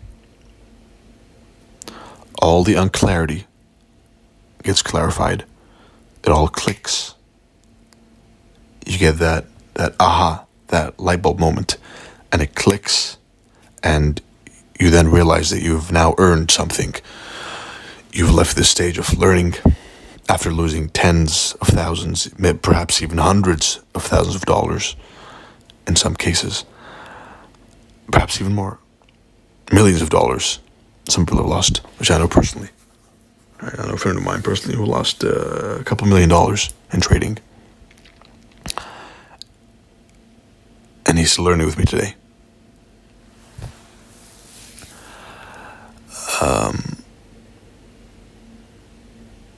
But the advancement from learning to earning is the sweetest feeling in the world. You can never experience something. I can't even begin to describe it because it's something you need to experience yourself. And I hope and I wish the best to all of you. And I wish all of you experience the sweetness of transitioning from being a learner, a losing trader, to being a profitable trader. You then realize that you have a skill for life, which nobody can ever take from you, ever. It's yours now. Once you learn it, it's yours. It's a skill you've acquired for life. It's like learning medicine. I'm a doctor, right? It's like being a doctor, off the charts. It's like being an engineer. It's like a trade. But first, you must submit, you must suffer, you must lose, you must be confused, and then it'll click. For some faster, for some slower, for some never.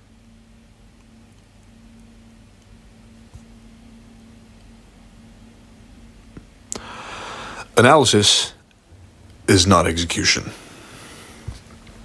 They're two different things. And I don't want to leave you on the bad note, but I promise you it gets better.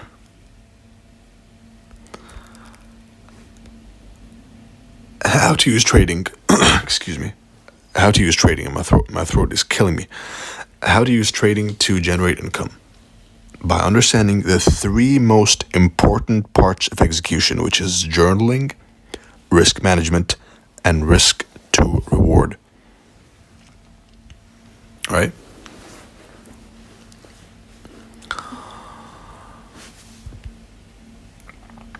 Journaling.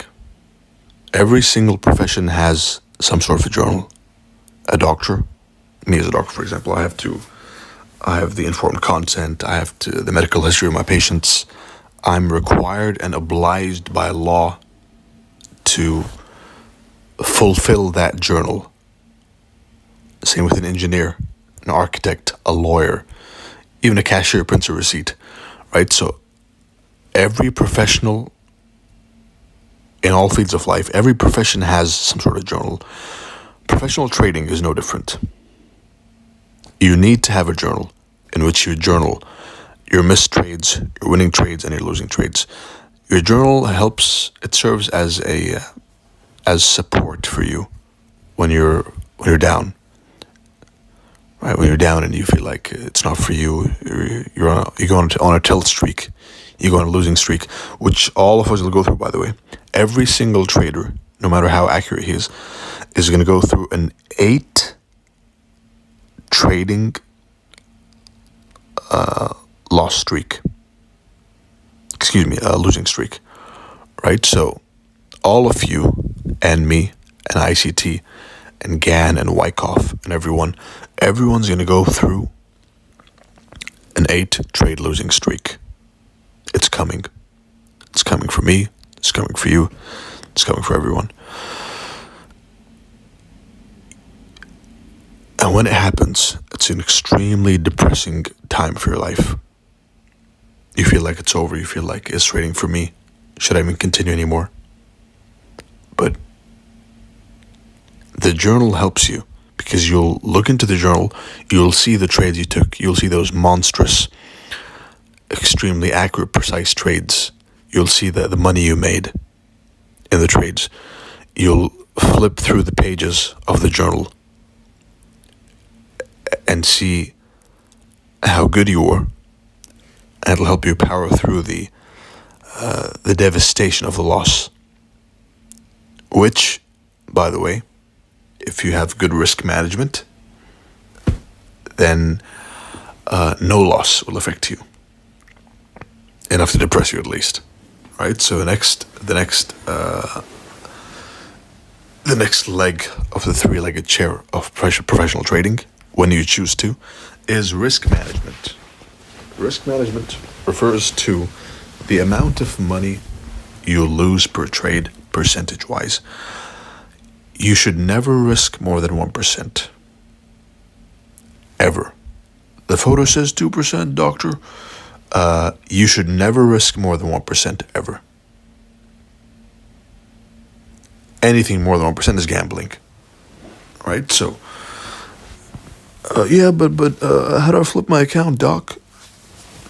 Believe me, if you get basic, like 1 to 3 RR setups, and that's 3% gain per trade, 5 trades a week, for example, as a day trader, or even three trades a week. That's like 9% a week, 40% a month. If you think that's bad, then you need to go and recalibrate your expectations of the market, because this is not a casino. This is a professional trading environment. Right? This is a profession, not a hobby. Right? So, and if you get 50% per month, which I'm in no way advocating for, you've seen me take accounts a lot more than that. But that's at my level. The stuff you can do with money is mind blowing. You've seen me take $1,000 to $25,000 in a week, for example. You've seen me take $25,000 to $100,000 in a week, for example. The old students have seen even more incredible feats of trading and compounding money. But that's at my level. Even 50% a month, which, by the way, is an extremely impressive number. 50% a month blows every single fund manager out of the water. Right? Most fund managers, they promise you a return of like 10, 12% on average. Right? If that. So understand the game. Understand the parameters. Flipping an account from $20 to $100 or $1,000 is not the purpose. The purpose is to generate a stable income every month, as stable as possible, using trading, and slowly and progressively increasing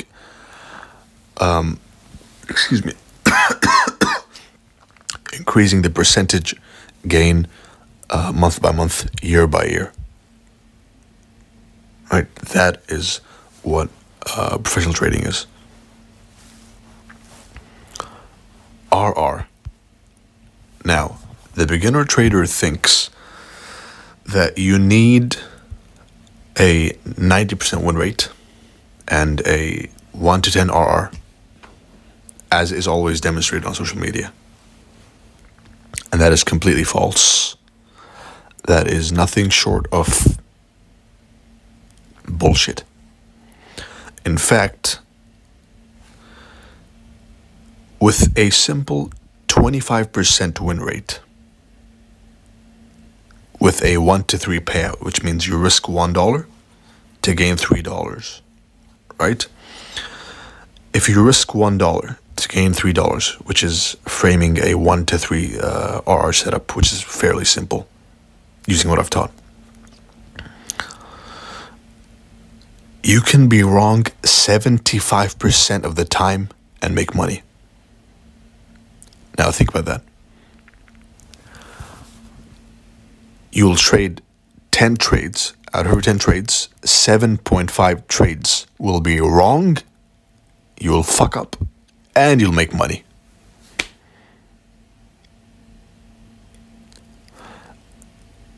If that's true, then ask yourself what you've been doing through your whole trading career so far. Gambling it away. Gambling away tens of thousands of dollars. Tens, if not even hundreds of thousands of dollars. You gambled away with no system. If you had to pay, or if you just learned without even paying, a correct system of managing your money, then you would have saved hundreds of thousands of dollars. Tens of thousands of dollars. Simply knowing this fact, which is the power of risk to reward and pairing it with a strike rate, no matter how low. And believe me, if you have a 25% strike rate, then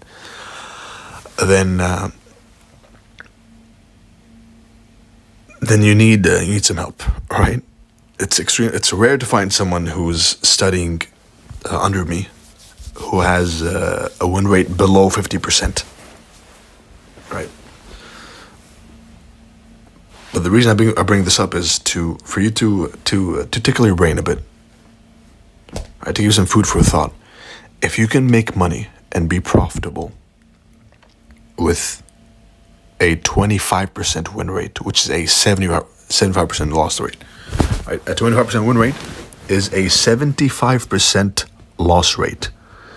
If you can make money doing that with a simple 1 to 3, imagine what you can do with a 50% win rate with the same 1 to 3 or a 60% win rate. Imagine increasing the risk to reward 1 to 5, 1 to 6, which is also fairly simple. Imagine suddenly making money doesn't seem that far off, does it? But all you have to do is fix your brain, fix the way you think. You don't go in and max leverage full port. Just gamble your accounts away. Account after account after account. Until when? Until when do you plan on blowing away accounts? Until when do you plan on, in exchange for a dopamine rush, literally burning your hard-earned money? Just burning it away. Not even a casino, stuck at home in front of your screen.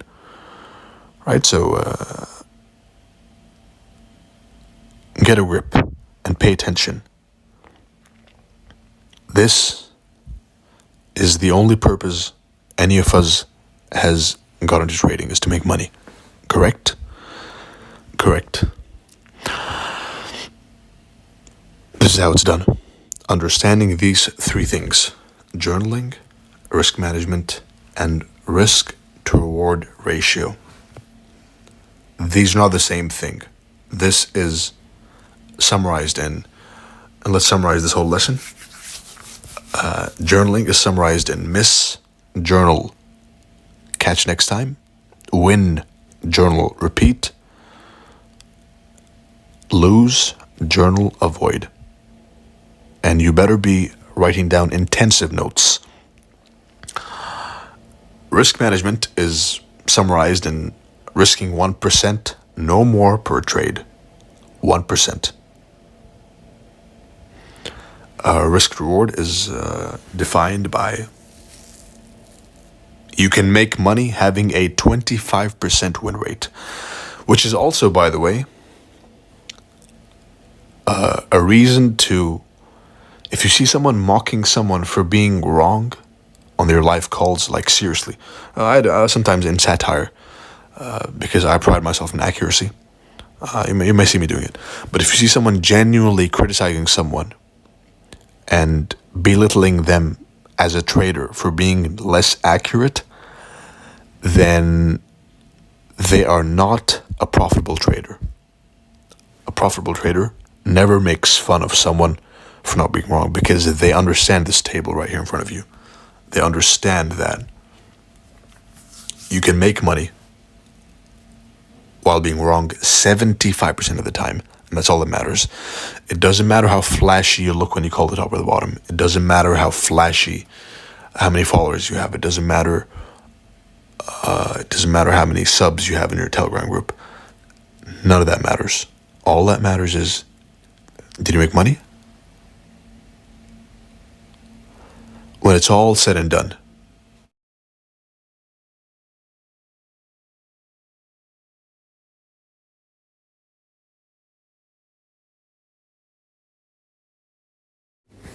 All right, folks, welcome to chapter 4.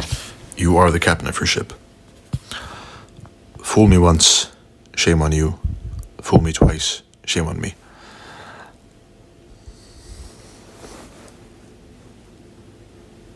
You all made money. All of you in this group have made money. I've made money. You made money. The most beginner of beginners makes money. Right? Making money is not the issue. Keeping the money you make is the real issue. Right? It's the real account blower. It's the real profit eraser, is keeping money. Now, we're all humans. We all commit errors. The only person who doesn't commit error in this group is God. Right? Otherwise, even me, sometimes, I commit errors. It's normal. And the insurance we have against these errors we make, which we are bound and destined to make, is the previous chapter: journaling, risk management, and risk reward. Right? Those three things are the insurance we have, the only insurance we have against doing what we are naturally going to do anyway, which is be humans and make mistakes, commit errors. Now, the essence of profitable trading and progress, because you're all advised to keep seeking improvement and progress, is, and I understand this is a lecture with less words and me talking. It's purposely designed that way for you to focus, right? Especially on this one. So put everything aside and focus on my words. If you already are, then well done. The essence of making progress in trading is eliminating your mistakes, right? Win, journal, repeat. Lose, journal, avoid. Miss, journal, take next time. Some of you, even though I emphasize, you will disregard at first the importance of journaling, and you will jump straight into trading. You'll get burned, and then you'll come back and say, you know what, he was right. You were right, Doc. So many times, every single day. You were right, Doc. I should listen to you in the beginning. You will go, if you ignore this advice, you'll ignore this advice, you'll get burnt hard, and then you'll come back. And then you'll journal, and only then will you make money trading. All right, so this subtopic is to emphasize the importance of eliminating your mistakes in your trading. When you make a mistake, it can become really uncomfortable to confront the mistake, right? You feel like you just want to get rid of it and escape from the mistake and go and jump and be right again.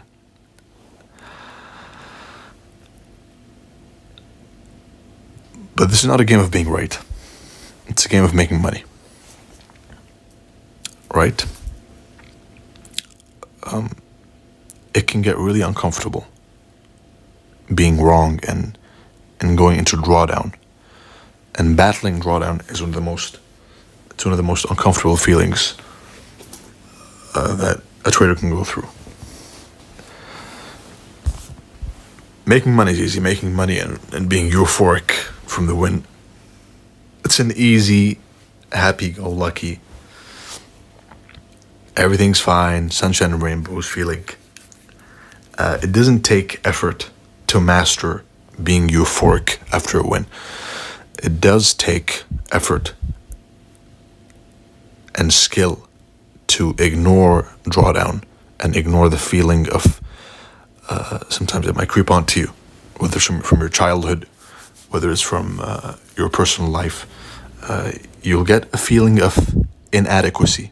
You feel like you're a bad person. You feel like this really uncomfortable, gloomy feeling. Even it can even reach depression to some people. I know some people who've taken their lives in these markets.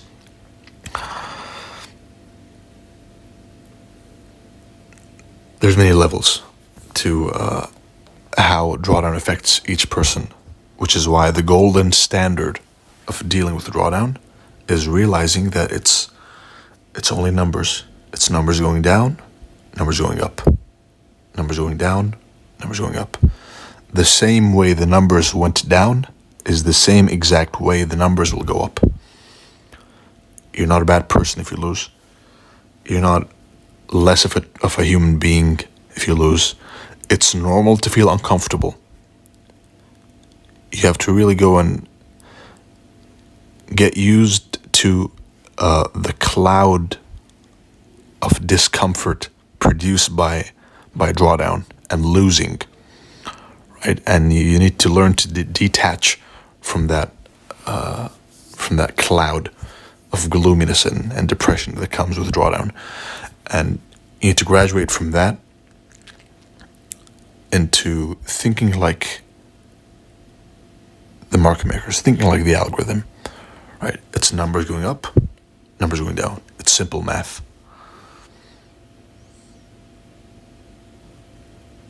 All right, so next time you're in a drawdown, don't take it too harsh.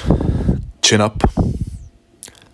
Realize it's just numbers, and you'll live to see another day. Introduction to the CIC upper class. It's going to be brief. The CIC upper class is a high-ticket, ultra-exclusive private group within CIC only, which consists of 9 members only, which means out of all of you, I'm only going to be choosing 9 members, right, to be part of this high-ticket community, to focus on them in an ultra-personalized manner, right? Doc, how do I join? Let me join now. Nope. It opens in February, and you can only join after finishing the main CIC content, right? Then you come and I sit down with 9 of you in an extra personalized manner. And that's the CIC upper class. I hope you found that insightful. I wish you good luck, good trading, and to appoint yourself for the CIC upper class, text me or my assistant with simply writing the words CIC upper class. I wish you good luck, good trading, and see you in the secret chapter in the group chat. Bye-bye.